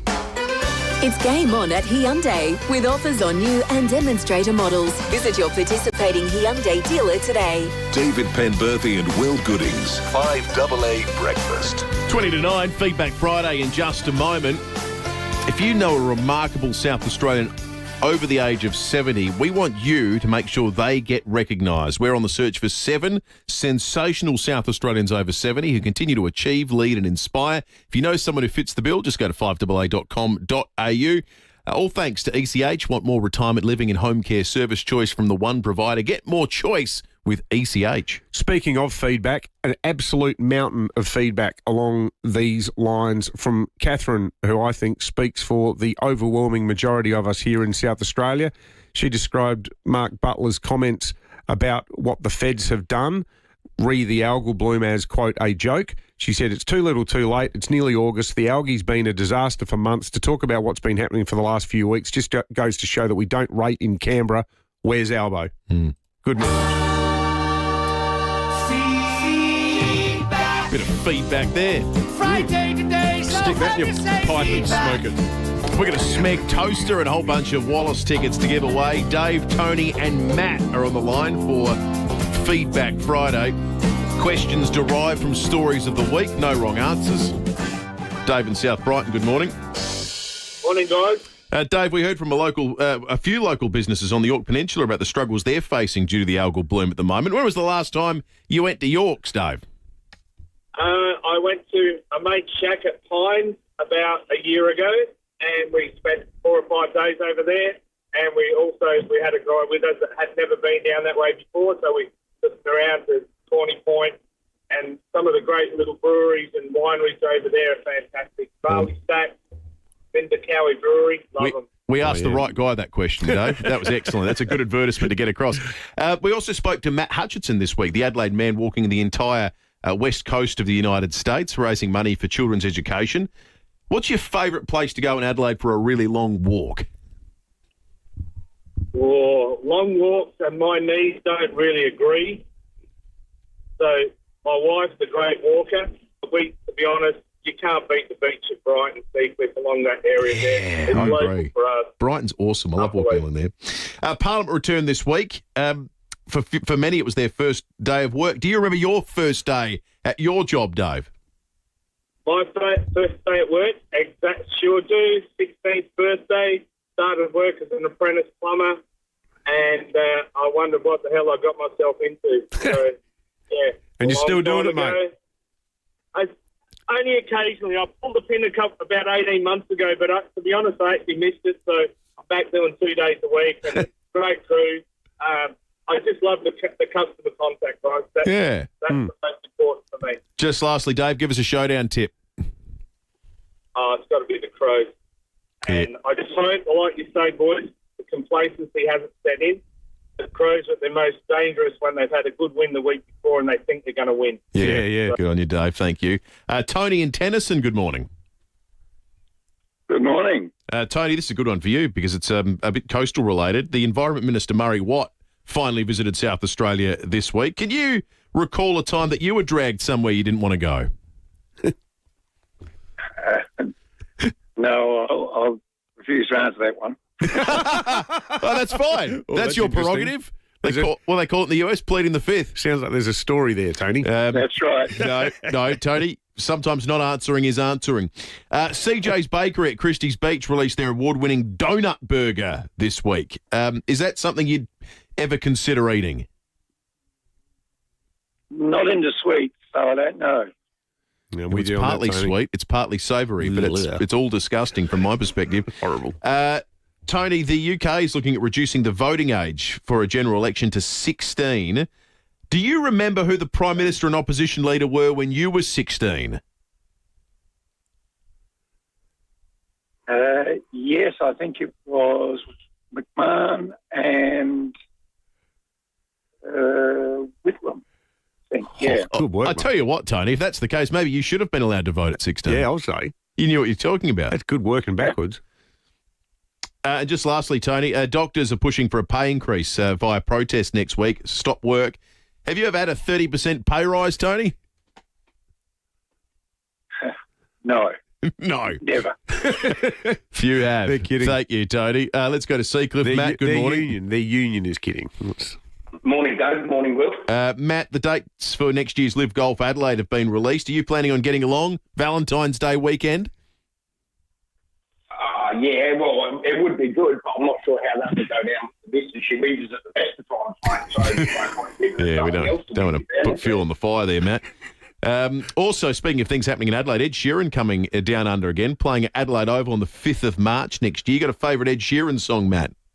I couldn't name one of them, mate. All right, well, that's maybe something else you could do. That's maybe you give Ed Sheeran tickets on Valentine's Day and then go to the golf. Best of both worlds. A US tech company boss and its head of HR were caught in a now viral embrace at Coldplay's concert in Boston last week. If that was you, Matt, how would have you reacted? Well, firstly, I wouldn't be cheating on my missus. Yeah, of course. Yeah. Of course. But, yeah, secondly, I probably would have just stayed as I was, mate, because it seems to me that his or her reaction is what kicked all this off. Exactly Correct. Right. No one would have known. Yeah. Cool as a cucumber, Matt. You're unfazed. Primary Industries Minister Claire Scriven and the Health Minister Chris Picton are going on holidays next week. They got a bit on. There's a doctor's strike and the algal bloom. Do you think it's appropriate or a bad look for them to go on holidays? Well, yeah, definitely a bad look, particularly with the algal bloom. Like that was... I sent 3 pictures yesterday of my on the beach. Yeah. Like absolute disgrace the way this is being handled. And, everyone's entitled to a holiday, but, like ScoMo's opted to being in Hawaii.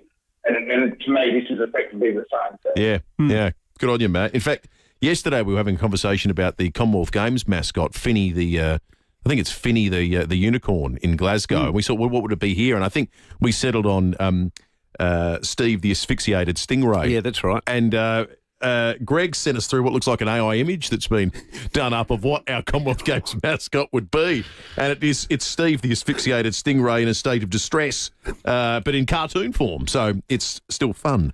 They still don't get it. Now, we've got a Smeg toast to give away and Wallace passes too. If you're building or renovating, your first choice should be visiting the Smeg showroom at Debney Distributors. Taste the difference with Smeg. Who's getting what? I reckon we will give the Smeg toaster to Dave in South Brighton, and Tony and Matt can head along to the films. Yeah, we'll catch a movie this week at Wallace Entertainment, Mitcham, Piccadilly, Mount Barker and Noarlunga. For sessions, visit wallace.com.au. Speaking of Wallace, the Tigers got a good story this morning about this amazing upgrade they've got planned for their cinema in Mount Barker. They're going to totally rebuild the whole thing. It looks incredible. Excellent news. That's good. But they're going to put like a sort of separate non-cinematic entertainment complex in it that has streaming services like Netflix and things like that. And also sounds like a bit like the old... I still get misty-eyed thinking back as a kid. I used to get so excited coming into Homo Square when the Academy Cinema City was over the road with all of the games. Yeah, the arcade. All the pinball machines. All right, we're going to check traffic and come back in just a moment. Browse undercover in comfort for your certified pre-owned Toyota at the new Jarvis Toyota, Brighton Road, Somerton Park. At FIVEAA, still got big delays from nearly a car and pedestrian crash on Glenburn Road at Arthur Street. Roads are wet due to heavy rain. Going to be with us all morning, so take it easy on the drive. Smash at Payneham to look out for. Payneham Road near Portrush Road and Holden Hill urgent sewer works on Grand Junction Road near Brayside Avenue. Cameras this morning, Dunallen Road, Edwardstown and Mawson Lakes Boulevard at Mawson Lakes. Panadol helps relieve everyday pain. Not the pain of getting the DIY job done, but for the backache it gives you. Panadol's got you covered. Always read the label and follow the directions for use. Incorrect use could be harmful. Adelaide's most accurate traffic on 5AA. There was this huge spider. Really silly place for a letterbox. Seriously, there were cows all over the road. At Premier Panel Services, we've heard it all. But the one thing we hear often is, when will my car be ready? In most cases, we can start work straight away, thanks to our state-of-the-art workshop and highly skilled team. Ask your insurance company for Premier Panel Services. With over 45 years' experience, we'll get you back on the road sooner. premierpanel.com.au. Are you over 50 and fed up with your bloated belly? Craving bowel regularity and immune system support? Say goodbye to gut discomfort with Caruso's Over 50s Probiotic. Caruso's Over 50s Probiotic supports bowel regularity and relieves bloating associated with medically diagnosed IBS. It also supports the immune system of people over 50. If you're fed up living with an unhappy gut, try Caruso's Over 50s Probiotic today. From leading pharmacies and health stores, always read the label and follow the directions for use. Sold by McGain again. And there continues to be limited homes out there, so you have to get along to these open inspections. Yeah, tomorrow from 1 till 1:30pm, the Dream Team, Zoe Ball and Mike Dobbin, are opening 74/30 Troon Drive, Normanville. Troon. Mike and Zoe are proud to present this lifestyle property set on a large 1,002 square metre block, backing onto the Lynx Lady Bay Golf Course. Wow. Perfect holiday home. Certainly one you won't want to miss. So speak to Zoe or Lindy for more details. We got some family friends who live down there. In fact, my godfather, and it's a beautiful part of the world. Then on Sunday from 11 to 11:30, Zoe Ball again and Lindy Criticos, they're opening 1 Rockport Road, Seaford Heights. If you're looking for the ultimate family home, this impressive 6-bed, 2-bath, double-storey home in Seaford Heights has got a lot. Spacious open-plan living flowing seamlessly to the outdoor alfresco area, a stylish kitchen with butler's pantry, plus your very own pool, 895. Take a look at these properties and all the McGain listings at mcgain.com.au. Steinborner Automotive has always been well worth the trip. From 1 to 9 yards across the Barossa, Clare and, of course, Gawler. You can get new and demo Ford Rangers in Clare, Mitsubishi Outlanders, Hyundai Hybrids and Mazda CX-5 in Nuriutpa, Jack Utes in Gawler, plus over 300 certified used vehicles in stock. Head to one of Steinborner's 9 locations or view the whole range at steinborner.com.au. Steinborner Automotive. It's well worth the trip. It's game on at Hyundai with offers on new and demonstrator models. Visit your participating Hyundai dealer today. David Penberthy and Will Goodings, 5AA Breakfast. 9 to 9, we're giving away a meat tray in just a moment. Thanks to Chris and the team, Brighton City Meats, 525 Brighton Road at Brighton. Speaking of food, it is, of course, Friday, which means Footy Friday tonight. This afternoon with Leith Forest, just after 3 p.m. Chris Jarmer from Jarmer's Kitchen will be joining him for that magnificent segment. Thanks to Smeg and Powell's. If you're building or renovating, your first choice should be visiting the Smeg showroom at Devney Distributors. Taste the difference with Smeg and Powell's. Chris is a master of cooking things that you're going to want on cold, wintry weekends. He always times it well. He does. He cooks for the season he magnificently. Did a big osso buco, a whole beef shin, a couple of weeks ago. That thing looked absolutely sensational. We've got some ideas for you for the movies as well this week as we look to the things that are dominating the box office in Australia. Catch a movie this week at Wallace Entertainment, Mitcham, Piccadilly, Mount Barker, Noarlunga. For sessions, visit wallace.com.au. And we've got a grab from a movie as well that you can identify. The first one through will be going to the movies. Have a listen. All right, you guys, you know this is for fun, so take it easy and give them a good show. Listen, after the match, how about we get a Polaroid together, okay? You're in trouble, man. I'm going to break him in half like this. Seems like lately everybody wants to beat me up. What now to get the tickets, it's part of a franchise of movies. You need to accurately tell us which one it was. How many were there in the end? 7 or something? Or do you consider the Creed movies as part of it? No, I don't think so, do you? Do you? The first 2 Creed movies, I haven't seen the third one, but the first Creed movie especially is awesome. I love it. We name-checked this movie unwittingly earlier. We did. 8223 if you want to get along to the cinema. The top 5 movies in Australia right now. Smurfs is in 5th position, grossed $1 million in the past week. How to Train Your Dragon had 1.6, slowing up a bit. That was released back on the 12th of June, so still doing well. F1 the movie came out on the 26th of June. That's $2.1 million at the box office just this past week. Jurassic World Rebirth, speaking of franchises, the long tails, $3.8 million, having come out, just over 3 weeks ago on the 3rd of July and still going strong. The number 1 movie at Wallace this week, though, is Superman. Grossed $5.5 million over the course of the past week, released on the 10th of July. So still 2 weeks on, going strong. Catch a movie this week at Wallace Entertainment, Mitcham, Piccadilly, Mount Barker, Noarlunga. For sessions, visit wallace.com.au. Alan's on the line. Alan, our little movie quote there. Which movie was it from? It's Rocky 3. Yeah, you're absolutely right. Notable, of course, today, because Hulk Hogan appears in Rocky 3. Yeah, and our meat tray's been inspired by Rocky. That grab was Burgess Meredith too, wasn't it? Also of the Penguin fame. A bit of Burgess Meredith. Yeah. We don't want to talk about poor old Burgess in Rocky 3. No, well, that's true. Exactly. Now, if you were listening earlier in the show, it is, of course, Meat Tray Friday, you might have heard this. How do you get the meat tray? How do you get the meat tray? Well, mate, what you do, you tell us. Imagine you're walking into the room somewhere and someone says, hey, here comes Lee, and you've got a theme song. Have you got a song that you'd like to have playing when you arrive somewhere, like your favourite song? Never Tear Us Apart. Never Tear Us Apart.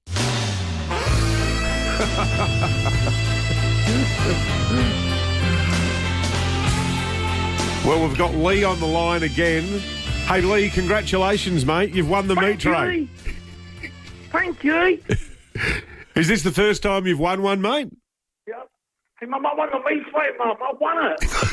I did. Yes. Yes, Lee. Oh, mate. Where did we pick it up from? Sorry, Lee? Where did we pick it up from? So the good people at Brighton City Meats have donated it, Lee, and we'll get your details, mate. But tell your mum, usually the way this works is all you have to do is just pop in there today. The guys will be expecting you and you can pick it up. So good on you, mate. Sweet, man.